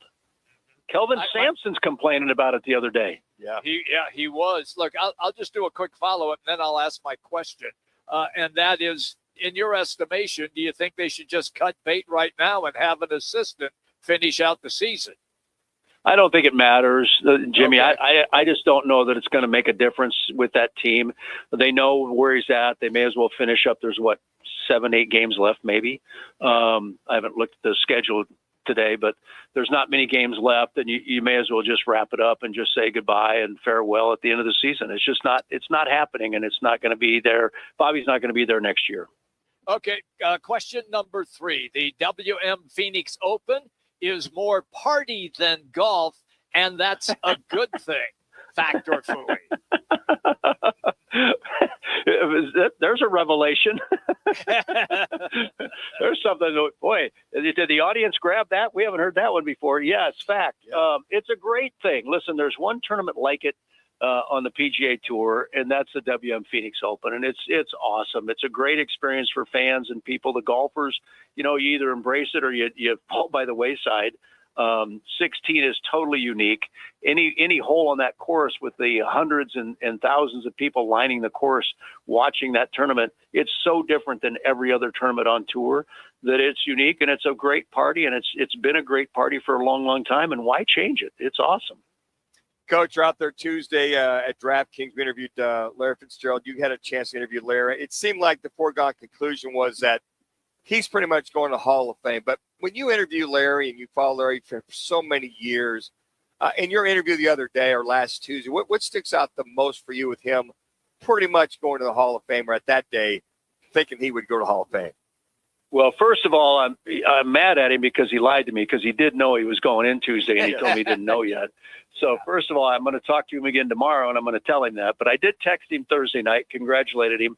But you know what sticks out with me with Larry is just he's always so gracious. Like, even when you're talking with him, like we were doing Tuesday about the Hall of Fame, he's always thanking everybody around him. Like, he's saying, hey, it's not just me. It's my teammates. It's my quarterbacks. It's my trainers. It's my strength guys. It's the massage therapists. It's the nutritionists. He just goes down the list. And Larry has always been so gracious about everyone around him and how they've helped mold him and get him to where he is. That's what has always stuck out with me with Larry, and always will. He's just a very humble guy who deserves every bit of what he gets here in terms of the Hall of Fame and being immortalized there in Canton. But it's just Larry being Larry. He's always so gracious and thankful to everyone around him. He's ABC 15's Craig Fouhy with Roc and Manuch with Jimmy B. All right, question 4. Kyler Murray trade rumors are real, but the Cards are stuck with him in 2026 no matter what. Fact or Fouhy? I'm going to say Fouhy on that. I don't think so. I mean, and I know there's varying reports coming out. Like in the same day, one of the national pundits says, "Oh, they're going to keep Kyler and trade Jacoby Brissett," and 2 hours later, another one comes out and says, "No, they're shopping him around, trying to get rid of Kyler." I think he's done here in Arizona. I just don't think they're going to be stuck with him. I think somebody's going to take a chance on Kyler. In my opinion, he's still a top 15 quarterback when he's healthy, maybe even top 10 when he's playing good football. If somebody could design it's funny you mentioned Kyler, because I brought it up with Larry last Tuesday up there at DraftKings, and Larry said, the way they put him in the pocket and tried to get him to throw from the pocket all the time, it's like clipping his wings. He goes, that's not his skill set, and he goes, it always bothered me that they tried to put him into that prototypical NFL quarterback situation. That's not him. And it's like, man, Larry, I've been harping that for 7 years now. It's like design an offense around this guy. But I think somebody will take a chance, and the Cardinals will pay some of that salary to move on from him. So I think it's just a matter of when. All right, Coach, with the All-Star game coming up this weekend, this week's Suns games, Dallas and OKC back-to-back, will show what kind of team they are or aren't. Fact or Fouhy? Yeah, in fact, I mean, Colin and I were just up at Suns practice just literally an hour ago, and Jordan Ott, I asked Jordan that question just about these games coming up with Dallas and OKC, and he goes, we just want to play well, right? You want to have some momentum going into the All-Star break. You want to make sure you're out there and seeing improvement, continual improvement. And then even Jalen Green said the same thing, man. We want to go out and build some momentum going into the All-Star break. So I think they're looking at these in terms of just maintaining some poise and trying to continue to improve. They're 9 games above 500 right now. And I just said this today. Vegas had them at 30.5 wins for the season, and they have 31 right now. So this team is outperforming all expectations. I think they're one of the bright spots across the league, and I think they're very realistic about what they want to do. And Jordan spoke very highly of what Dallas is going to bring tomorrow night. even though they're not a very good team win-loss record, they're still going to put them to the test. And then obviously OKC speaks for itself Wednesday night, the best team in the West. So they got their work cut out for them. But I think that if you see some improvement and see some togetherness here, that's going to be a nice shot in the arm going into the All-Star break. Coach, the one thing that, and I'm loving what I'm seeing from this team. However, they are really soft in the paint, and it really shows, especially if you play against a team like what we saw in the Sixers, and you have a bona fide star in a big man like Joel Embiid. Well, yeah, Jimmy, listen, that's fact. And this is what happens when you completely overhaul a roster and a general manager and a head coach. And like I said, Vegas expected them to have 30.5 wins this season. They're at 31 already. So this team is outperforming expectations, but they're still not there. They're still a team that's trying to, and Jordan said it today, Jordan Ott said, we're still trying to figure out, these young guys now, we're in the middle part of the season, the drag part of the season, right? That middle part where guys got to realize that you're playing against really good competition. You have to step up and match that level of competition. And so they get it, and they're not in any way, shape, or form thinking they're NBA champions this year, but they want to see improvement. So the expectation for this team was so low that I think what we're seeing now is way better than what we had hoped, but they're still not there. They're still not a finished product. Billy, great stuff as always. Have a great week. Thanks, fellas. Good to talk to you. ABC 15's Craig Fouhy. Check him out. ABC 15, Fact or Fouhy. And he is powered today by Wright Toyota. The right price, the right selection, and always the right dealership located here in Scottsdale and Frank Lloyd Wright Boulevard. That's where we are today. And they have the right deal for everyone. Valentine's Day, buy your lady a car. How about that? Jimmy's going to do it. All right, check out your full, get rid of that Rabbit car, and a full inventory of pre-owned certified vehicles under $15,000. Everything's online at wrighttoyota.com. All right, Super Bowl halftime. Mirror or miss?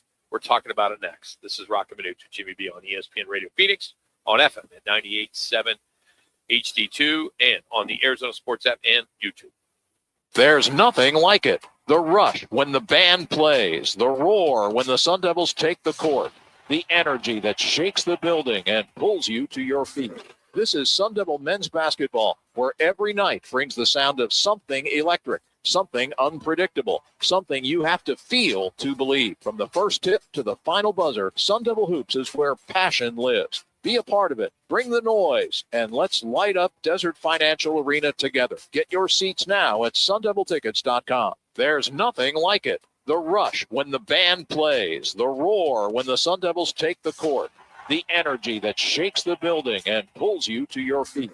This is Sun Devil men's basketball, where every night brings the sound of something electric, something unpredictable, something you have to feel to believe. From the first tip to the final buzzer, Sun Devil Hoops is where passion lives. Be a part of it. Bring the noise, and let's light up Desert Financial Arena together. Get your seats now at sundeviltickets.com. For over a century now, Ford has been part of America. In my family, it's been generations. Paul Calvisi here. My grandfather worked for Ford Motor. My first car, a classic Mustang, still have it. But going to our Desert Ford dealers today means getting more than a vehicle. We're talking a full suite of benefits like complimentary Ford mobile service, or try Ford pickup and delivery. Yes, to and from your door, and it's easy scheduling in the Ford Pass app. Tough would be built Ford tough. More than a slogan, it's an identity of the F-Series trucks. And the all-new 2026 F-150 is the best yet, with a completely redesigned interior and exterior. Adventure? How about the Ford Bronco Sport? It says, let's get it, with 5 available trims so you can forge your own path. We recently bought a new Explorer at our Desert Ford dealers. Love the flexible seating up to 7.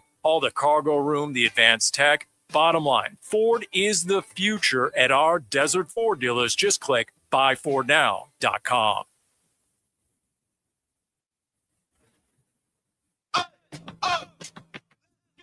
You're still grooving, still connecting, still loving, still turning up, still thriving. You still got it, but your immune system, it weakens as you age. That's where vaccines come in. They help train and strengthen your immune response to fight off respiratory illnesses like flu, pneumococcal pneumonia, RSV, or COVID-19. Ask your doctor or pharmacist which vaccines you need. Book in minutes at VaxAssist.com. Sponsored by Pfizer.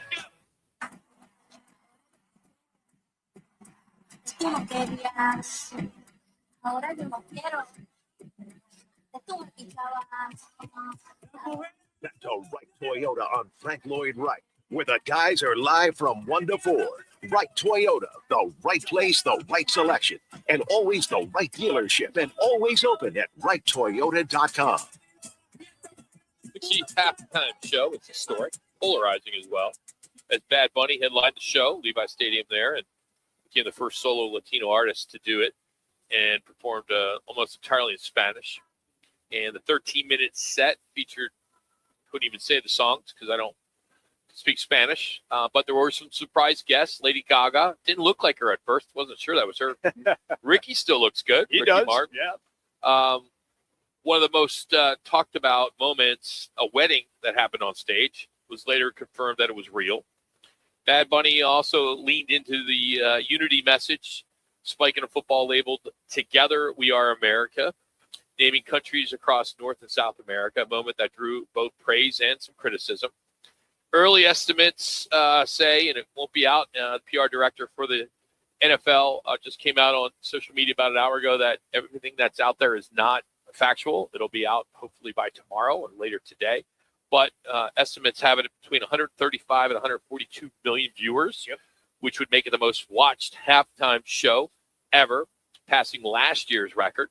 Also, some reports, don't know if they're accurate, but 25 million people went over to YouTube during it. So the NFL lost out on 25 million people at the same time for those that turned over to Turning Point, as that was a conservative-leaning alternative for those who wanted to see Kid Rock. And that was backed by YouTube and Rumble. And there were a lot of people that watched that as well. Bottom line, the halftime show became more than entertainment, in my opinion. It highlighted a clear cultural and political divide, yet a younger, more diverse audience basically embracing the main broadcast, and the more older, more conservative, old people like me gravitated to the alternative. I'm sorry, I'm now, laughing. whether you loved it or hated it, it was impossible to ignore. I thought it was awful, and not because of who it was, but because I think they missed the moment. The Super Bowl is one night where the entire country is watching together. And instead of bringing people in, this halftime show pushed a lot of viewers out, like myself, that went over to Turning Point. When most Americans that don't understand lyrics like I did, I can't even count to 10 in Spanish. Is that my fault? Okay, but I wasn't raised that way. My mom was from Germany, and she was an immigrant, came over on the boat. And, I learned German as a kid. And I didn't recognize the message because I didn't understand the lyrics. And at point, I felt like maybe for me, again, this is just rock, and you guys will have your opinion. I was talked at instead of entertained. I think that's a miss. This didn't feel like a celebration of football. It felt like a statement performance that's risky on the biggest stage in sports. You can respect culture and still say this. The Super Bowl halftime show should be universal, not a niche. And if millions of people actively search for an alternative while Bad Bunny was on stage, that tells you something went wrong. You don't have to hate the artist to say that the show didn't work. For me, wrong night, wrong vibe, wrong execution. That's my take. If you love it, fine. If you don't, that's fine too. That's what makes this country so great, is that we can all have our opinion. So with that, Manuch, your turn. Yeah, and I think the thing that Together We're America, that's what the football said, number one. And then I can read that. And love all conquers all. Love conquers hate was his other message on top of that. I didn't see that. Sequemos aquí, we're still here, was pretty much a message, a reference about Puerto Rico, which you wouldn't know about. A lot of people wouldn't, that the struggles and strife that they have was about Puerto Rico and some of the things that they're dealing with, power outages, the labor laws, all the things that they're doing, and they are part of the United States. And you talked about a lot of people they lost. They exponentially gained probably 10 times of what they lost in people watching. No, it's only a difference of right now, and I don't know if these numbers are accurate. About 7 to 10,000. Okay, so 7 to 10 million. And the good y'all thinks about that. Okay, good. But they gained the number one artist in the world last 3 years. So many more people, so many eyes focused on not only watching Bad Bunny. Maybe they stuck around watching the game on Taka, the younger crowd, Hispanic crowd, whatever. So I think that kind of washes that out. Now, I will admit this. If there had been some subtitles, a lot of people would understand what he's singing about. I would appreciate that. And that message would have been, okay, this is what he's doing. It wasn't anything about Trump or Republican or anything. It wasn't. None of that. No. It was about love, about Good. relationships. But we didn't see that. Okay, I know, I get it, but I mean, I think that if people before they judge it should read about it versus they put it out there. It's supposed to be is an what they- entertainment. Why do I have to go read? Why do I have to go read about it? I thought it was very entertaining. Also, they handed the young kid his Grammy, kind of building in Puerto Rico or building the message in the United States. So I think there's a lot more. I mean, there's pros and cons. I thought the pros outweigh the cons. Now, if you'd have seen what he was singing about, it'd have been good. I think that'd have been part of it. I thought it was entertaining one way or the other, the dancing, the singing, all the above. And I picked up several words here and there and went, oh, okay, that's what he's getting at. Or at least that was my contention with that whole thing. I liked it. But I like music. You guys both know that. Yeah. And I like Latino music. And even though I didn't understand what he was saying a lot of the time, I enjoyed the music. Where I was, people got up, started dancing, started doing salsa steps. I was one. So for me, it was a situation where I didn't have the perception of, okay, I don't like it because I don't understand what he's saying. I looked at it from a aspect of I want to hear the music, and I looked at it as entertainment and entertainment only. And when you had Lady Gaga there and then Ricky Martin was there, I found that to be an integral part of what they were trying to do, and that was entertainment. I think that brought a little brevity to the act. I think they did it on purpose because of, his not understanding.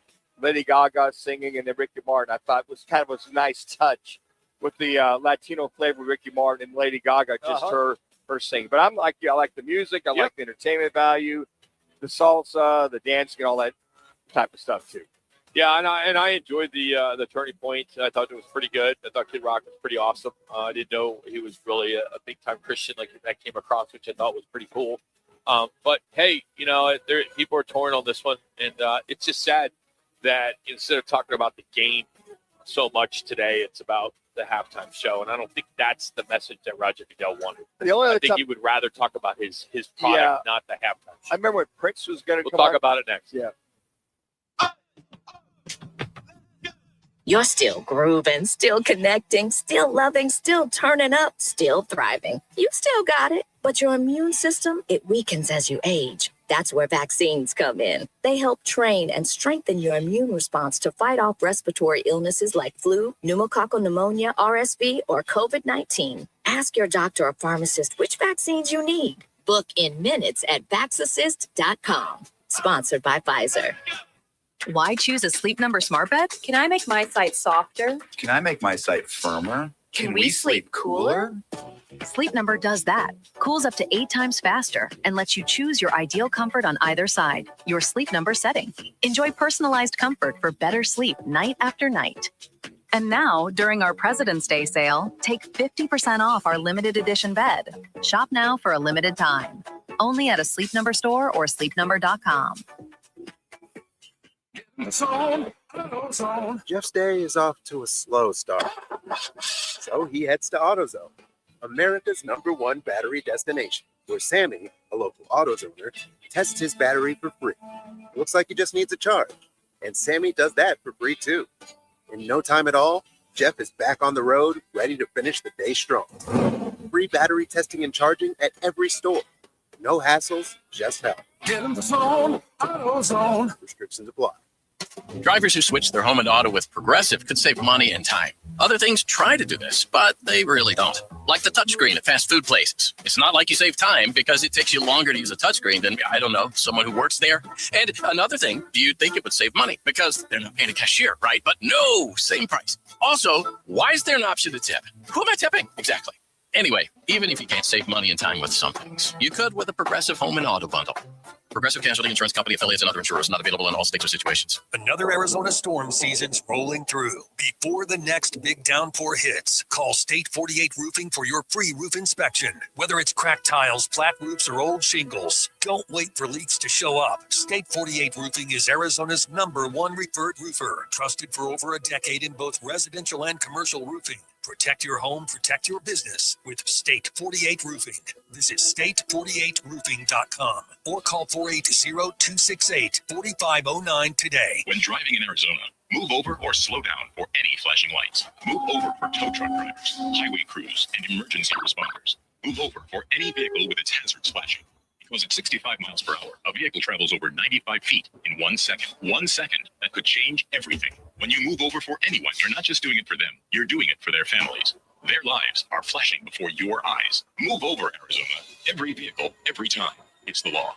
Please visit moveoveraz.org. This message is brought to you by ADOT and this station. KTAR AM Phoenix, Arizona's home for the worldwide leader in sports, is ESPN 620. And now, an on-air sports marketing presentation.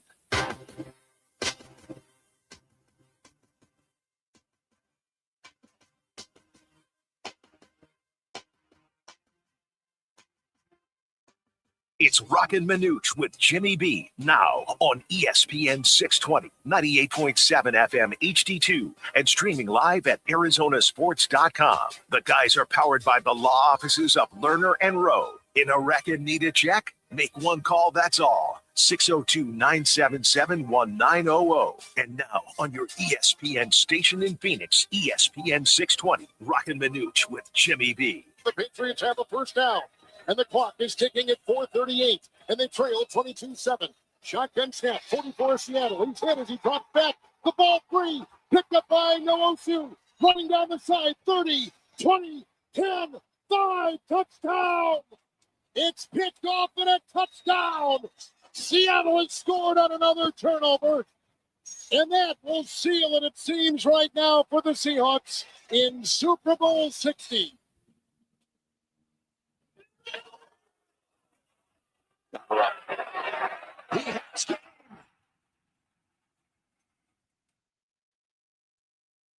Game, set, match. Frustrating night for the Phoenix Suns. It was indeed. 14th turnover on the night as Maxey brings it into the forecourt, dribbles into the far corner, and he will waste the rest of the time off the clock. Sixers win tonight, 109-103, the final score. They end a 6-game losing streak in the Valley and win here for the first time since January of 2019. Suns started ice cold, missing 18 of their first 19 from three, and end up losing by 6. Drive the kick, deflected away. Bradley the swipe. Hit ahead. Carries the rebound.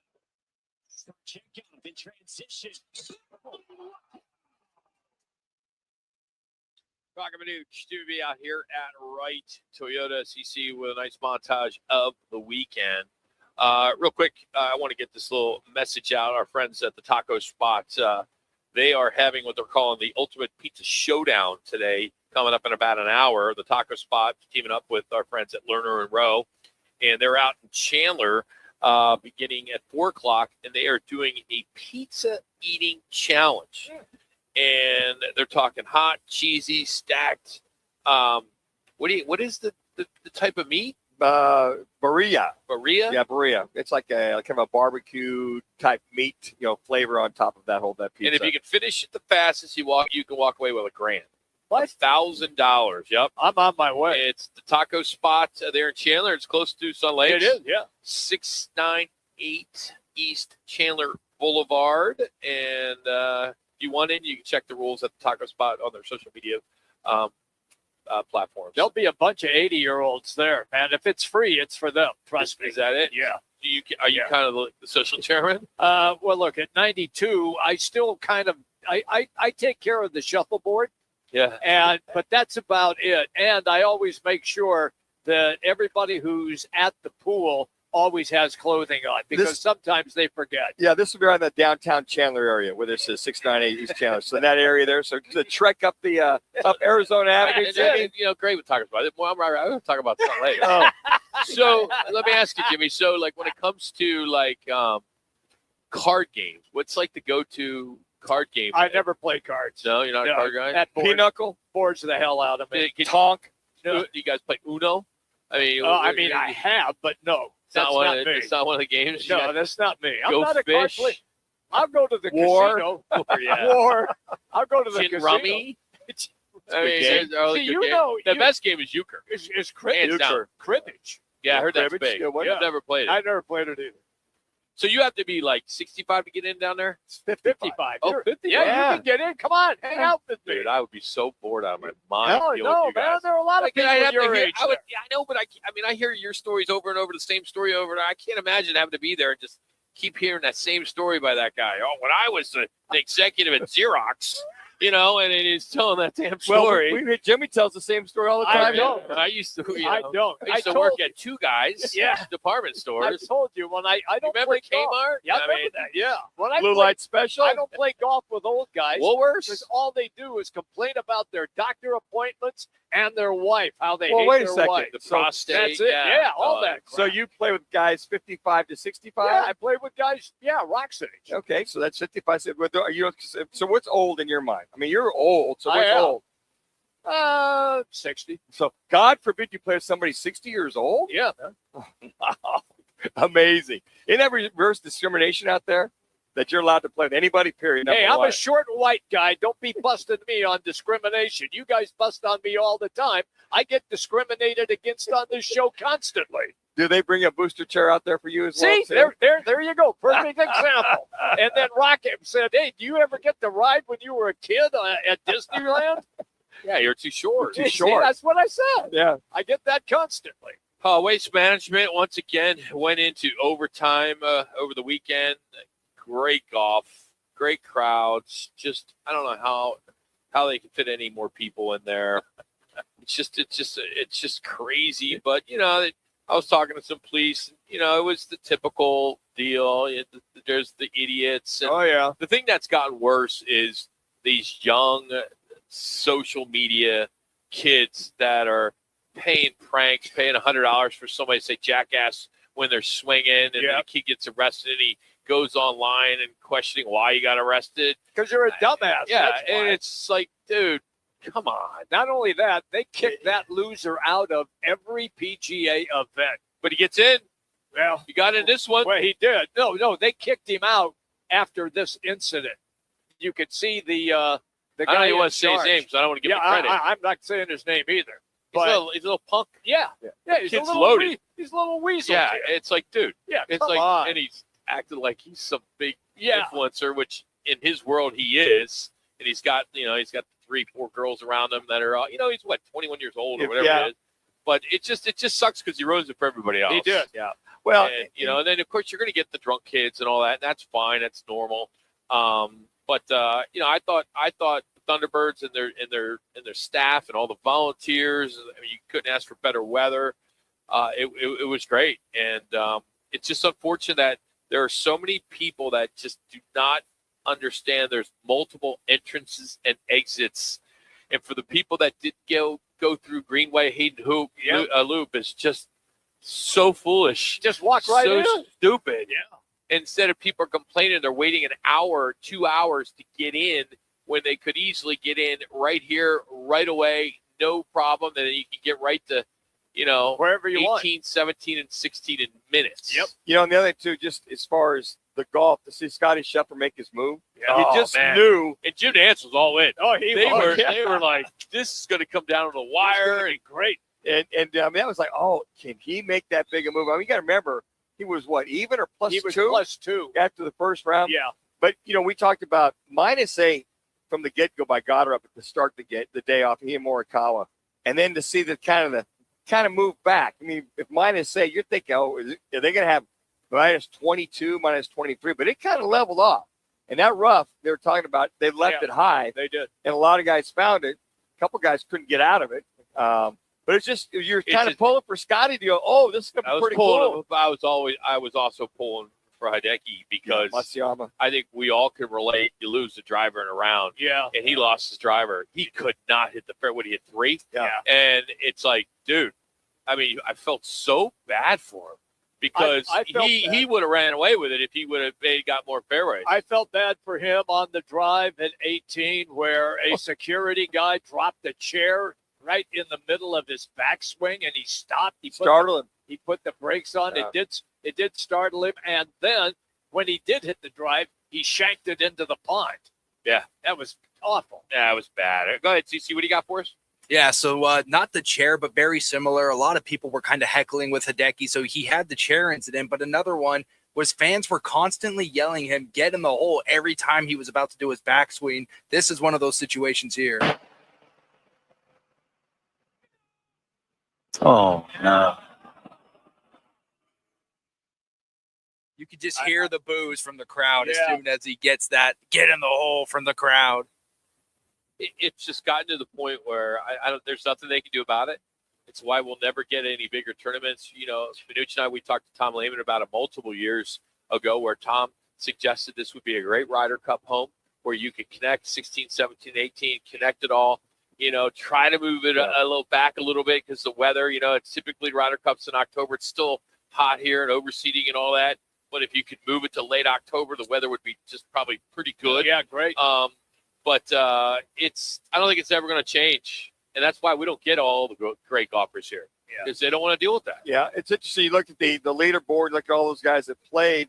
They're missing a lot of folks this year. And they had the Brooks Koepka played, didn't make the Well, cut. the international players didn't come. Exactly. So I think there's a lot of that. They did, but some of them did. But it was a fun tournament. Got her up to see him make that putt at the very end. That was awesome. That was awesome. And Hideki, had a couple tough times there. You talk about his lack of his driver, but even when these guys are hitting the ball, what was the average? Like 325 was the average driver. They were in a top all 10. cranking. They were all cranking. Top 10. Yeah.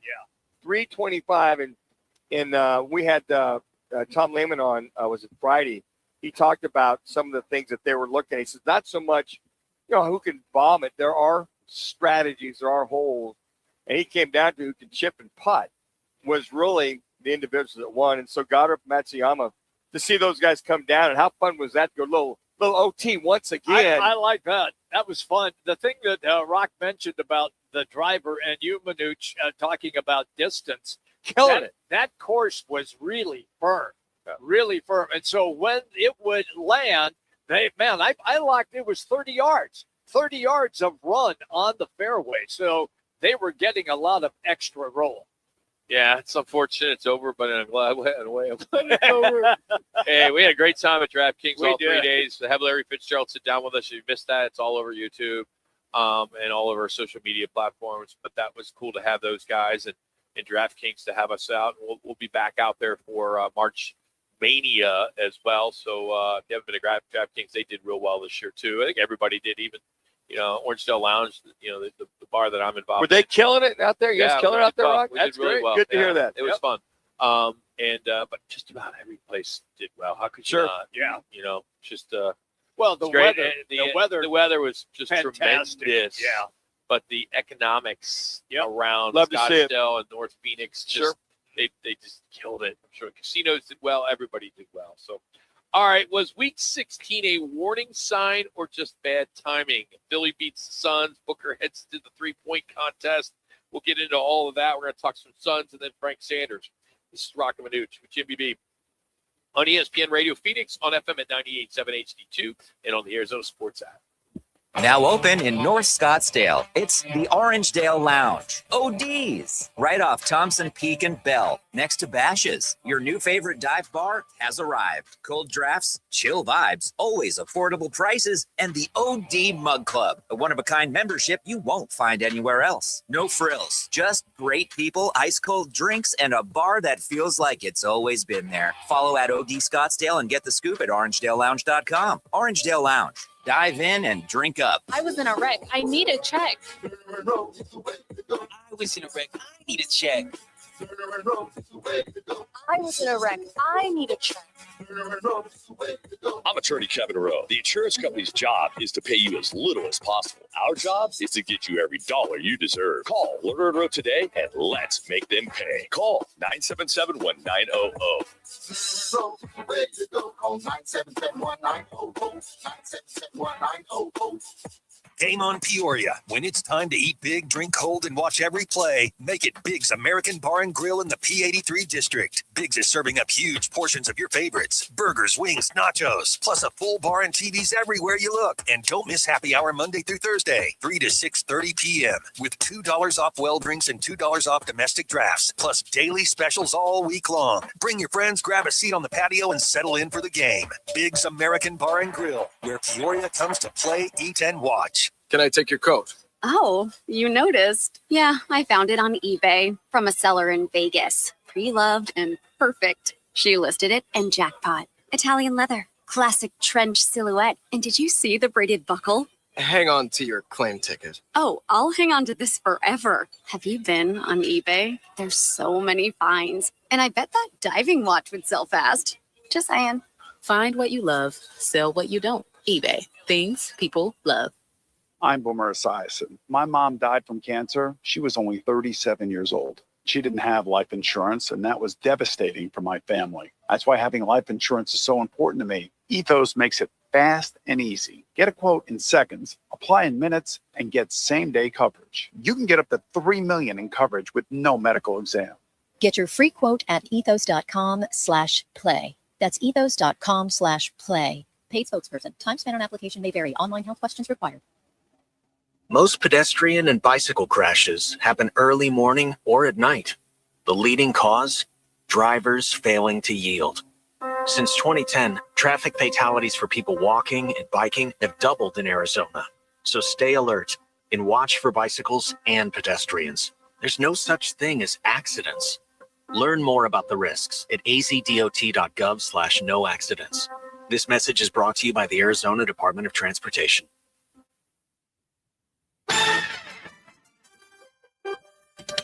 Back to Wright Toyota on Frank Lloyd Wright, where the guys are live from 1 to 4. Wright Toyota, the right place, the right selection, and always the right dealership, and always open at wrighttoyota.com. I'm not all the way to where I want to be. I mean, it's a step in the right direction. Just being out there in general. So, hopefully, these next couple of games, I could build my strength up. I'm a break. I could, work on my body, get to a good spot, and then after break, hit the ground running. Any issues with the hamstring? No issues at all. That's Suns Jalen Green. So he's going to be back, but not all the way back yet. All right. How frustrated are you, Roc? It's just, I want to see back. him play. He's back. I want to see him play 100%. I mean, it's not like he's played, 60 games this season. I mean, come on. So you saw Brooks, Green, Booker, Gillespie. The only guy that really didn't play was Grayson Allen. So, but when you can't hit the water from the boat, it makes it hard. And Embiid is phenomenal. Okay, he's just phenomenal. He's a terrific player. But Suns still can't counter the big guys. No. Until they find somebody that can counter, that's going to continue to be the problem. They're going to have trouble with the Denver. All the guys that have big men in the middle. They got lucky because the Clippers traded Zubats. Yeah. So he's not there anymore. But you're absolutely right. Any team that has a dominant big man, they're in trouble. Yeah. They are. I mean, just right from the get-go. Look, Mark Williams is 23, and he's hardly played when you really think about it. So he has had a great run so far for the Suns. Look, all of us will sit here and say, we didn't see this coming. We thought the Suns were going to be awful, and it hasn't turned out that way. And they're in the hunt to at least make the play-in tournament, but they have no answer for a big man. So when you zoom out last week, it feels like they missed an opportunity. They started the week as the 7th seed in the West and ended it there, but the map changed. You got Houston and the Lakers now sit 2 games ahead. That gap didn't have to exist. The door was open. They didn't go through the door. After a long road trip where they split 6 games, right? They lost both Devin Booker and Jalen Green. The schedule then softened 9 of 10 games at home. You win at home, right? Normally. Yeah. But 7 games into that, they're 3-4 at home. So even with one road win that week, it still came hard. Portland, I mean, they sleepwalked early in that one, then they flipped the switch and they won. But Golden State game still stings. 14-point fourth quarter lead. Yep, that one lost. You lose that one against Philly. You have Booker back. You have Green back. You know, the vibes were there, right? At home. WM Open weekend. You have a lot of people in town. They're at that game. But you open 1 for 13 from the three-point line. You finish 11 for 46. That's just not gonna cut it. I mean, the threes just wouldn't fall. Yeah. And then so you finish 1 and 2. You could have easily been 2 and 1. The big picture is, you know, they need to turn this around. They can't get too far back, especially when they got Booker and Green back. But then this week you just got 2 games, both, you know, are games that they can win, but they're back to back. That's not good. They're not going to beat OKC. Yeah, well, they've been playing them well. I Played them well. Except for the first game, they got blown What out. about the second game? Yeah, they were, but they're not. Look at OKC. If OKC decides, okay, we're going to win this game, then they're going to win the game. I watched the OKC game against Houston, and Houston went into OKC and won that game. How did they do it? They were much more physical than OKC. What is the Suns we just talked about? Their drawback? They're not a real physical team. OKC, and I believe Hartenstein is back now in the center position, the 7-foot monster.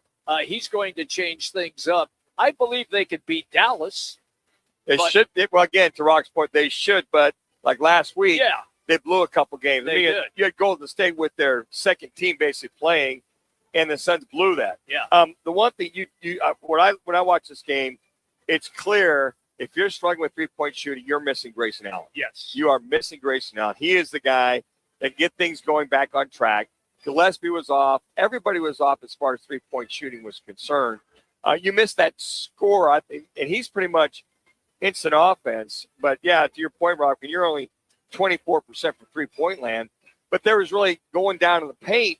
You saw this Sixers team go down to the paint scoring at will. Yep. Couldn't stop them. Williams went down to the paint fairly well, but they just couldn't get any 3-point shooting. You're 11-46. I hear you. Let's take it to the rack once in a while. They made a run at the very end of the game, right? But they just couldn't catch up. Let me run this by both of you. Is Devin Booker on the team the only real player that has a mid-range game in your estimation? Well, I think Grayson Allen's got a good mid-range game. Okay, yeah, right. He's got a good mid-range. But he didn't play. He Right. was out. So on the court, the only guy who can, as you said, take it to the rack, okay, Embiid is waiting for you. But if you pull up at the free throw line and you're open from 10 feet, Dylan Brooks, you're going to make that. Dylan Brooks, same thing. Mid-range. I'm not sold yet on his Oh, mid-range. my gosh. Well, he goes to the rack. He goes to the rack. Yeah. That's different. But how about that little elbow pull-up jumper he's been shooting all season? Yeah. From 8 to 10 feet. He's been using that. Matter of fact, he goes to that when he's struggling with his 3-point shooting. I love his aggressiveness with the mid-range shots. But you really, when you're struggling shooting, you're missing a shooter who's on the bench. That's correct. With a knee injury. And if that continues, hopefully once they come back off the All-Star break, I think when they come back the 19th against San Antonio, hopefully all hands are on deck. Jalen Green can play. Now, whether he plays back-to-back Wednesday and Thursday, yet to be seen. Tomorrow night and then Wednesday, yet to be seen if he's really, really completely healthy. Rock, how disappointed were you? You saw Jalen Green again, and then he was gone. Yeah, I also saw him fall on his face, too. That scared the hell out of me. Yeah. When he hit the floor really hard. He did. Got hurt again. We'll see. I mean, we got to get this whole team on the floor, and we want to see this trio of Brooks, Booker, and Green at some point. So let's get it going. All-Star Weekend in LA. It's going to be on Peacock and NBC. Devin Booker will be in the 3-point contest on Saturday at 1:00. Don't you find that funny? Since this year is his worst 3-point shooting season. I was just saying, is that an oxymoron? He won it in 2018. He did, yeah. And he set a record back then with 28 points. He was runner-up in 2020. So there's a reason why he should be there. Oh, sure. He was supposed to be in it 2021, but his knee got injured, so he didn't play in that. I hope he does well. He's got a loaded field out there. The Damian Lillard's of the guy, Donovan Mitchell, Jamar Murray, Portis Jr., Norman Powell. There's some pretty good guys that'll be in there. How about this? You just named Damian Lillard. He's recovering. He hasn't even played a game, but he's in the All-Star. He's in the All-Star. So will our slam dunk. Ty Maxey's in it. Yeah. Is there a slam dunk guy going to sign his 10-day contract? No, for the slam dunk? Mac McClung has won it 3 years in a row. He's not participating. He's not. He didn't sign his 10-day contract. If they decided, hey, we're going to have to go do we're not going to do the dunk contest. You think anybody would really I would. bark about it? I like the 3-point. I do too. I like the skill stuff too. Yeah, I do too. But for Book, we'll see. He's also going to play the new round robin All-Star format. That's the 2 USA teams, the World team. That'll be on Sunday. I'm looking forward to see Matt Ishbia playing. Yeah, that's going to be playing fun. there. See if he still has it like he did at Michigan State. I like Book play because he'll stay hot. He'll stay in the groove until they start playing again in a week from Tuesday. It's going to be a week from Tuesday. Yes, that's correct. I mean, he'll be shooting and staying hot. Staying in the swing of things. You hope so because Book. I mean, one thing is his numbers aren't there for the 3-point, but when the lights are on, he's in L.A. Yep. I will say this, kind of get in the Kardashian commercial was pretty good. Was really good. Or Kendall Jenner. Yeah. Sure. And the fact that she's only dated, football or basketball players. Yeah. And then now she's dating Joe Burrow. Yes. How about that? I thought that was good. By the way, the hands down, in my opinion, the Budweiser commercial. Well, it's awesome. I love that. I told you guys that was awesome. That was American. I love that. Was awesome. They Budweiser. should just play that for 13 minutes. I love the Budweiser. Oh, come on, stop. I love the Budweiser, and I also love the Dunkin'. Duncan was good. A lot of stars in that. Yes. I thought the State Farm was good with Bon Jovi. That was excellent. That one wasn't bad. I also thought Pepsi with the polar bear. Yes. I mean, they that brought was the good. polar bear but back. I'll tell you, there was only a small handful of good ones. Yeah. It was hard. I mean, I don't know what. There's a lot of agencies that probably fired some people today. You think so? Come on, you're paying $8 to $10 million for an All-Star or for a Super Bowl commercial, and some of them were just so bad. I don't think I've seen so many stars in commercials that we saw this year. All that Super Bowl commercials. Star after star. Who's that guy that does the?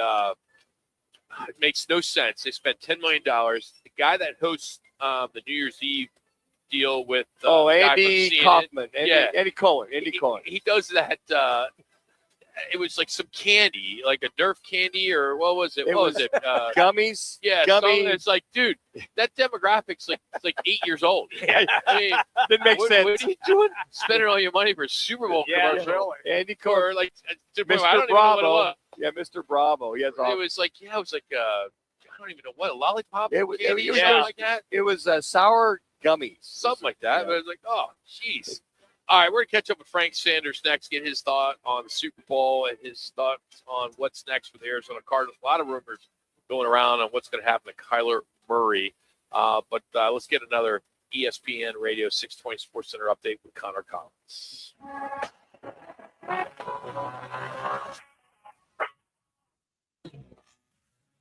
It's now time for your Roc and Manuch Quick Jimmy Beats ESPN 620 Sports Center update. I'm Connor Collins. The Seattle Seahawks are Super Bowl 60 champions after a 29-13 win over the New England Patriots.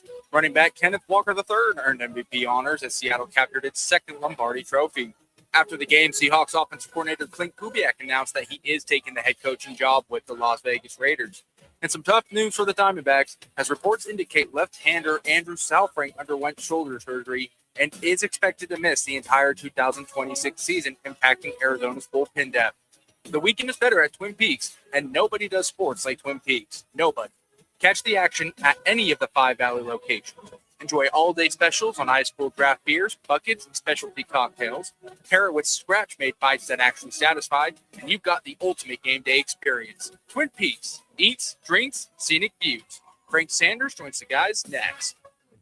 Nobody does happy hour like Twin Peaks. Nobody. Whatever you're craving, we got it. Tequila cocktails, premium bourbon pours, and top shelf spirits served over ice balls that hit just right. Local craft beers and handcrafted whiskey cocktails? Yep, all here. And with 5 Valley locations. And don't forget the teeth-chattering 29-degree drafts we're famous for. Pair it all with scratch kitchen bites that actually satisfy. From shareables to hearty favorites. When it comes to happy hour, Twin Peaks doesn't play. Twin Peaks eats, drinks, scenic views. Rock for RightToyota.com. At Right Toyota, they'd like you to get to know them. Their goal is to make buying your next vehicle the kind of experience that earns your recommendation to family and friends. They invite you to use all of their innovative web tools on RightToyota.com. So if you're looking for a new or pre-owned Toyota, head to their interactive website at RightToyota.com. The right price, the right selection, all at RightToyota.com.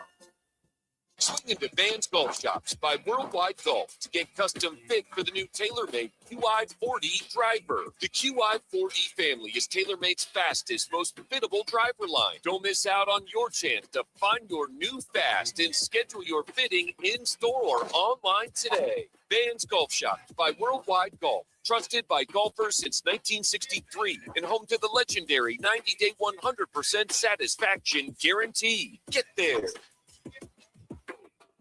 Phoenix, if you need a plumber, call the team that does it the right way.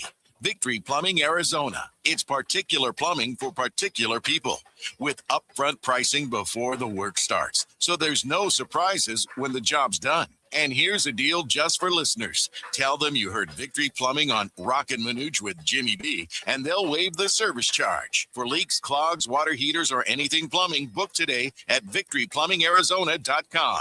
ROC number 268603. Let me remind you, Thursdays are where the weekend starts at Twin Peaks Restaurant. Grab an ice-cold Bud Light or a refreshing Michelob Ultra and catch wall-to-wall sports on massive TVs everywhere you look. Big games, cold beer, made from scratch food. Start your weekend early with Bud Light and Michelob Ultra. Thursdays at Twin Peaks. Eats, drinks, and scenic views. Join the team at All City Towing, Arizona's largest towing company and leader in roadside service. We're hiring dispatchers, call takers, lot attendants, drivers, and customer service pros ready to grow with us. You'll enjoy state-of-the-art equipment, consistent schedules, full health benefits, a strong 401k match, employer life insurance, and a monthly fuel allowance. Take your career to the next level. Apply today at allcitytowing.com. All City Towing, where your future is always moving forward. He played 8 seasons with the Arizona Cardinals. The Sandman. It is caught. Touchdown Auburn. Sanders caught it. Touchdown Auburn. Frank Sanders from Nix. Auburn's ahead. Frank Sanders joins Roc and Manuch with Jimmy B. Right here on ESPN 620. Joining us now to tell us what a Monday feels like after winning a Super Bowl, Frank Sanders. Frank, so like when you won the Super Bowl, what did you do on that Monday after? I'm not going to say anything, Frank. Right, that's your answer right there. Nothing, because I never had a chance to win the Super Bowl. All right. How about after winning a playoff game? How about after winning a playoff I got asked. That was great, sure. Man. That was exciting. Thanks for coming back to that, man. That wild card game versus the Cowboys. That one Cowboy, 1998. Cowboys. Yeah, it was a great game, man. 98. Yeah, it was great. That right there in itself was exciting, man. You can't. So you being an offensive player, for those who are just joining us, I mean, everyone knows Frank Sanders, a great wideout from Auburn, of course, Cardinals and Ravens. The defense wins Super Bowls, huh? You know what? Michael Banks keep telling me that trash, and I'd be like, man, I don't want to hear that bull, but I got no choice. That seems like it yesterday, because that was really a well put together game for the defensive side of the Seattle Seahawks. Man, they really went after the Patriots, and they really exposed the kid. One thing you can say about the Seahawks, or the Super Bowl, it wasn't the better team that won. It was the best team that won, and the best team in the NFL for the most part of the year was the Seattle Seahawks. And kudos to those guys, man. They showed up and played. Frank, were you surprised? We were talking a little bit about how Josh McDaniels, his 10th Super Bowl as an offensive coordinator, he's won a few. He just could never adjust, and obviously blocking has a big part to do with that, particularly when some draws and screens, slip screens, smoke screens, to get that rush off of off of May. Were you surprised he could never really adjust or put something together to kind of counter what was coming at him? Yeah, absolutely. I mean, this isn't the first time he's seen his actually style of defensive play. When the New England Patriots played the New York Giants, that's exactly the same thing that they rendered to those guys. That front four was just as strong, just as tenacious, with Michael Strahan leading the way. And those guys did the exact same thing. They dominated the offensive line that shut down the passing game on the way to Tom Brady, and it was not a good game for him. And at this moment, if you look at watching film, you'll say to yourself, this is exactly what I've seen before, and I should have answers for this. I agree exactly with you. You should have had a lot more screen plays, some rollout plays to kind of put your quarterback in position where you stretch the football field and you don't sit in that box. Those are the adjustments you think he would have made, but he didn't. And I'm not sure why he didn't. Maybe he could be on that 10-year boredom of just doing Super Bowls, because most guys don't get to do that many chances. But it was definitely surprising to see how bad this offense looked. You're talking about only 51 yards at halftime, 18 yards passing, 33 yards rushing. That's crazy for a team that made it to the Super Bowl. And you think about it, we talk about defense, special teams, running game, that went to the championships, especially in December and January. But, Sam Darnold did just enough. I thought that he took care of the ball, didn't force the issue a couple times. Good plays by Gonzalez really helped a lot. But I think as far as a quarterback, he managed it well, and he didn't lose it for them or give them a chance to win it. No, you're absolutely right. We said, in my best estimation of this game, it was about the offensive coordinators and how they call the plays. We just talked about Mike Manuch, and it was not good. But when you look at the efficiency of the Hawks, they were only 4 out of 16 on third down, so it wasn't like they was amazingly keeping control of the ball. But you're absolutely right. He didn't mess it up enough to put them guys in a bad place. I actually thought Jason Meyer, the place kicker, was about to be the MVP. Sure, he was 12. He was 4 for 4, thinking that this is gonna be the second time that a special team guy wins it. But the reality is that K. Walker III walked away with the MVP, and that's just some good football being played by the Hawks. And Frank, isn't it interesting? Biggest game, biggest stage, that basic fundamental football. Nobody went for it on fourth downs, and they kicked the field goals. I got the points. Funny how that happens when it comes down to the most important game of the year. It is, but you know what we can say about that? That is the narrative of defensive-minded coaches. There ain't no offensive-minded coaches. Those guys, we saw what happened with Sean Payton. We know what McVay will do.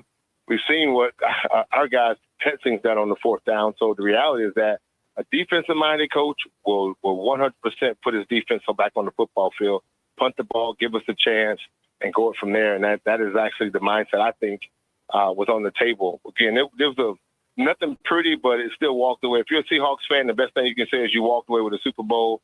Didn't have to be pretty, but you walked away with the win. Frank, take me then to Kenneth Walker III, MVP. I found it interesting because I was having flashbacks, and you tell me if you didn't see this as well.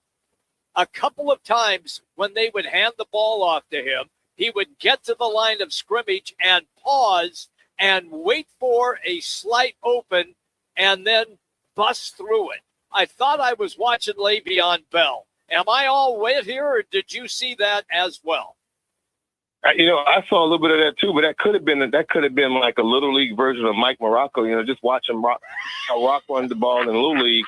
That type of play was there, and I think that if he might have watched the film and saw Roc when he was a little kid, that's exactly how Roc ran the ball back in the days. He was never really fast. He was never really explosive. Got it done, though. He got to the hole, and he got it done. So I think that's just a combination of Le'Veon Bell and a little bit of Roc stuff. So I agree with you on that, Jimmy B. See, like where Jimmy B got a participation trophy, I got an actual Super Bowl. Frank, is that trophy. Running scared or running smart? That's the key question there. Look, I agree with you on both of them because Roc might have been scared, but Le'Veon might have been smart. It's just interesting. You watch this game overall, and Drake May is going to learn a lot of lessons from this. But the differences in the defense shifting up, coming at him full bore first half, and just bringing 4 in the second half. Just what a great game plan that Mike McDonald brought. And it looked like a little flavor of the old Baltimore Ravens when he was at DC with the Ravens a few short years ago. No, without a doubt, man. Look, there's no promise that Drake will ever get a chance to go back to the Super Bowl, and we know that. The reality is that everyone gets a chance to see when the dogs are hunting and that front four is coming. Everybody has to come to work that day, and if you have no answers for it, it's going to get embarrassing. And that's exactly what it looked like. And I mean, that's something he just has to realize. We have to change our game plan. If we're just going to keep me in the box and not move to the left or move to the right and get me outside this pocket of these guys that are chasing me, this game plan will not work. So hopefully become smarter from that. But the reality is that, look, that front four and that front seven came to hunt, and they did exactly what they wanted to do versus that defense. The quarter conversation is, what happened to the Patriots offensive linemen? And I guess that just shows you, as they always say, defense wins championships. But when that front line is hunting, man, it's a hard pill to swallow. One of the things that Drake May does extremely well, Frank, is he has the ability, because he is a fast runner, to take off. And he only did it a couple of times, and each time he did it, he had success. I was a little surprised that they did not try to work something like that in for him, especially in the second half. And I'd say, guys, his shoulder had something to do with that, too. That could be fair. He took the shot before the game, Frank. Yeah. They kind of hit that the whole week. And he looked, his delivery, you watch him look delivery, it's kind of sidearm, didn't have quite the snap to it that we saw during the season. No, I agree with that. That's just that's a part of the game plan, right? You know you got a wounded quarterback. You make the plays. You call the plays that's best going to give them a chance. But if you're going to take that shot, Roc, that shot's supposed to take away everything, all the pain. It's supposed to fill anything. And the reality is that you can get it at halftime, and you can get it pregame, and you can get it at halftime. So this is the last game of the season. If your shoulder blows off, then we got 6 months to rehab it. But this is the last game of the season. You cannot alter it and become cowardly in your game plan in order to just try to protect yourself down to the fourth quarter, especially when this team is doing exactly what they want to do to your offensive line. So, Frank, when you watch the NFC West, you watch the Super Bowl champs, San Francisco, the Rams, then there's the Cardinals. How far and or close do you feel this team is? They were 9 games back in third place. What kind of modern medicine or miracles do you feel are going to have to happen during the offseason? At least get in the arena for the NFC West, which is by far, I think, the best conference in the NFL. No, you're absolutely. Here's the beauty of this moment, right? An NFC team won the championship, and typically no championship team comes back the same way. They don't. There's too many free agents that guys that can hit the open market and get their money and get their pay because now they're a Super Bowl champ. That is one of the things that do happen, and when considering the way the Rams are, and when you look at their salary cap, they're in that same situation. So that should probably change up a little bit. The San Francisco 49ers, I agree, they're pretty much in the same boat. They got a bunch of injuries from guys last year, but a lot of that money is heavy on the heavy side, so they got to make decisions. So the only thing that we have not discovered about our team right now, which is the question mark, is what can Mike LaFleur come in with his new offensive coordinator, and what do we do with Kyler Murray to put ourselves in a better position? Monty's going to have his work cut out for him because he's going to have to get in that open market, man, and start finding players to come in to replace some of the guys that might come into the season a lot later. And we got to spend some money to go get some players because last year was an indication of where we are financially or talent-wise. We might be a long way off if we don't get our stuff together. Frank, I'll ask you this point blank. You reference going out and trying to get players. Will players come here knowing what the situation is, especially at the quarterback position? I think they will. I mean, I think you have to start trusting. You have to begin to trust yourself and what you're bringing to the table, as well as what you believe this offensive, this new offense that might come in under Mike LaFleur.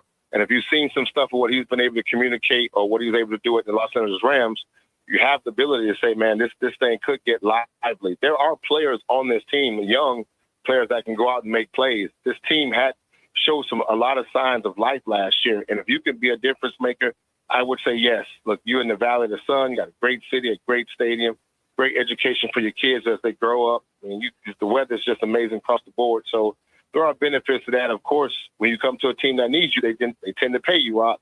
So when you get that moment, Jimmy B, you got to take it because that's possibly what might be on the table. So hopefully the guys that they bring in are hungry and ready to go out and play. You know, Jimmy's stealing all that money, all those folks in Sun Lakes. He's got a thing going. He's running the shuffleboard club. He's stealing down Hey, there. I call bingo out there too. Yeah. Seriously, Frank, one of these days you and I just need to go out to just Sun Lakes one Friday, like 3 o'clock, when happy hour starts. And when they're eating dinner, 3 o'clock, and just check in with this guy. See what the blue plate special is, right? 4:30 dinner. Get a pot roast, I mean. Mashed Oh, potatoes my and gravy. God. He said 3 o'clock happy hour. Oh, Yeah. you got to go to bed by 6. Bed by 6, right? Oh, it's great stuff. Frank, we love you, buddy. Have a good week, man. Look forward to All catching right, up with brother. you here soon. All right, look forward to it. Love you guys, man. Y'all be safe. All right. See you, Frank. Frank Sanders here on Roc Manuch with Jimmy Beatty, presented by All City Towing, Arizona's largest towing company. I'm sure they had a busy week. They're hiring drivers, dispatchers, customer service pros, and they have great pay and benefits. They even give you a monthly fuel allowance. So check it out for yourself. Apply today at allcitytowing.com. That's All City Towing, where your future is always on the move. Coming up, you're going to hear from Tommy Lloyd as he gets into it, as they got a big one tonight at Allen Fieldhouse. It is our Lerner Row one call. That's all. It's Roc and Manuch with Jimmy B from Wright Toyota. Twin Peaks is the best in the game. Here, the ultimate lunch lineup boasts wall-to-wall sports and scenic views. When you're hungry and in a hurry, the Scratch Kitchen delivers lunch in the clutch. I mean, where else can you order a 29-degree draft beer and a quickie combo on your lunch break? Only at Twin Peaks, the #1 sports bar. Twin Peaks Scratch Kitchen scores every time. Dig into hand-smashed burgers, chef-inspired flatbreads, and more at your local lodge. Bigger fields, bigger events, bigger experiences. Arizona Athletic Grounds. Arizona Athletic Grounds is a 275-acre sports and entertainment destination for athletes, fans, and families. Located in Mesa, AAG is one of the largest multi-sport complexes in the country, with over 475,000 square feet indoors and more than 150 fields and courts. From tournaments to training to cheer, dance, concerts, and corporate events, the Grounds does it all. Learn more at azgrounds.com. When tragedy strikes, the impact is immediate and devastating. That's when the 100 Club of Arizona steps in, providing financial assistance, guidance, and emotional support to the families of public safety officers injured or killed in the line of duty. They also invest in mental health resources, injury prevention, and scholarships for the children of first responders. Every day, Arizona's public safety professionals put their lives on the line. The 100 Club of Arizona has their back. Learn more at 100club.org. Need to feed a crowd? Let Venencia's bring the flavor to your next event. We know you have a lot of options when feeding a large group. Ordering directly from Venencia's means you get the best service and the absolute best pricing. There's no per-person fee. Just tell us how many people you need to feed, and we'll come up with the perfect plan to ensure everyone's well-fed and happy. Grad party, office celebration, family reunion. Invite Venencia's to the table. Text catering to 411-24/7. That's catering to 411-247 or Venencias.com. Hey, it's Gambo, and I'm with Stuart Willis, the president of Asset Preservation, Wealth, and Tax. Stuart, there's all these different phases to save in your life, 20s, 30s, 40s, 50s, 60s. But when you get close to retirement age,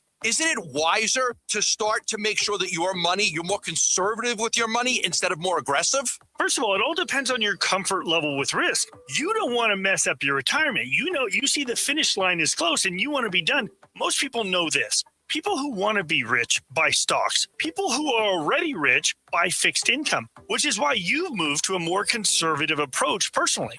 Yes, because it's important for me to make sure I protect the money I've been able to save so far. That's why it's important to know exactly what your comfort level with risk is. So if you want a financial advisor that can work with you and help you with the risk management, call Stuart Willis at Asset Preservation, Wealth, and Tax at 602-877-PLAN for a free portfolio review. Investment advisory services offered through Foundations Investment Advisors, LLC, and SEC Registered Investment Advisor.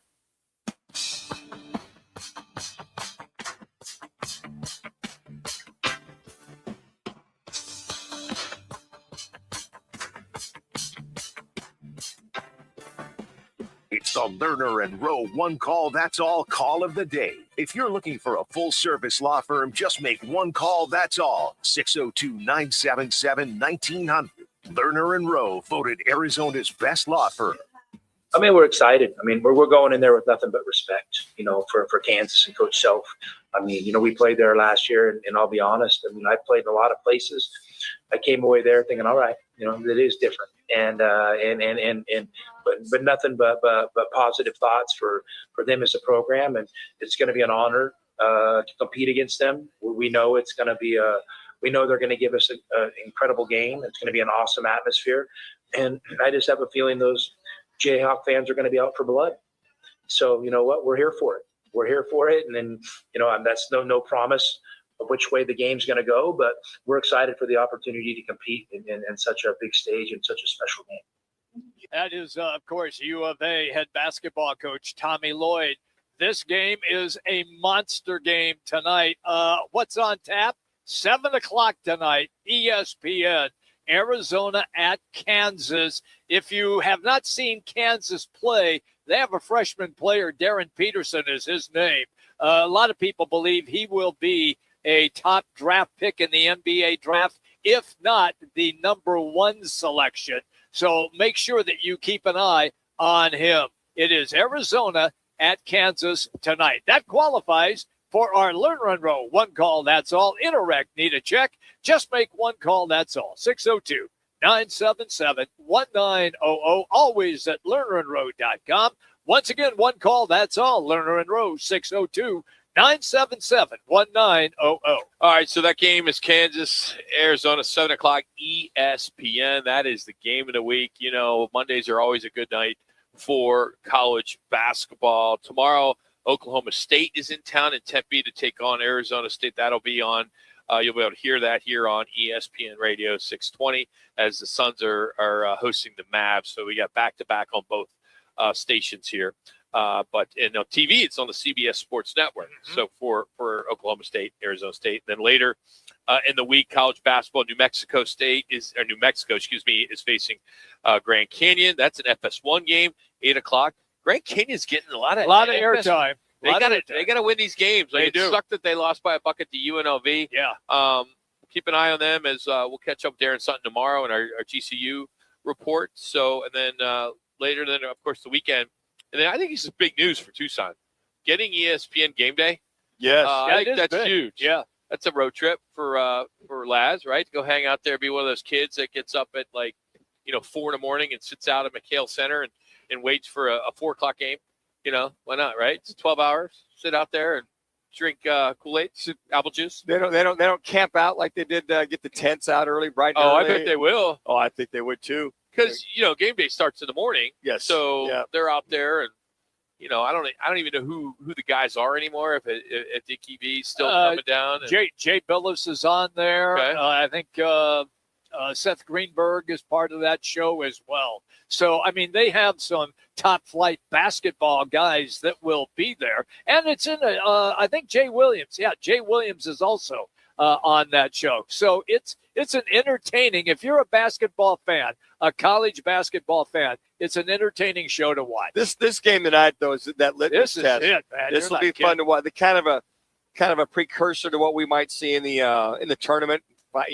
Elite Eight or Final Four or something like that. I have no skin in the game, but man, I would love to see Arizona continue this role. Oh yeah, but unfortunately, this is the kind of game. I think Laz mentioned last week that a number 1 team has never gone into Kansas. They've never had a number 1 team come into their own stadium. And they'll be fired up for this game. Yeah, I'm sure right now. Oh, you can't get it. 3 hours. It's over $300 now to get those people will be jacked up. Yeah. Even though you look at this, can they withstand the crowd? Can they withstand the pressure, the energy? I think those are some of the things that you want to set. If you're Tommy Lloyd, I want this game. I want to go on the road. All right, Laz. I want to play the best of it. You got 30 seconds. Yeah, 30 seconds. Yeah, after your comment about Drake May, you're lucky you got that. Dumbest thing. Yeah. So KU is 38-0 on Monday ESPN Game Day under Big Self. 38-0. So something's got to get tonight. Is that cashless or cashless? What's that website you're on? Kalshi. No, this is a stat out there on Twitter. So does that change your bet? No, Arizona by 1 million. What's the spread?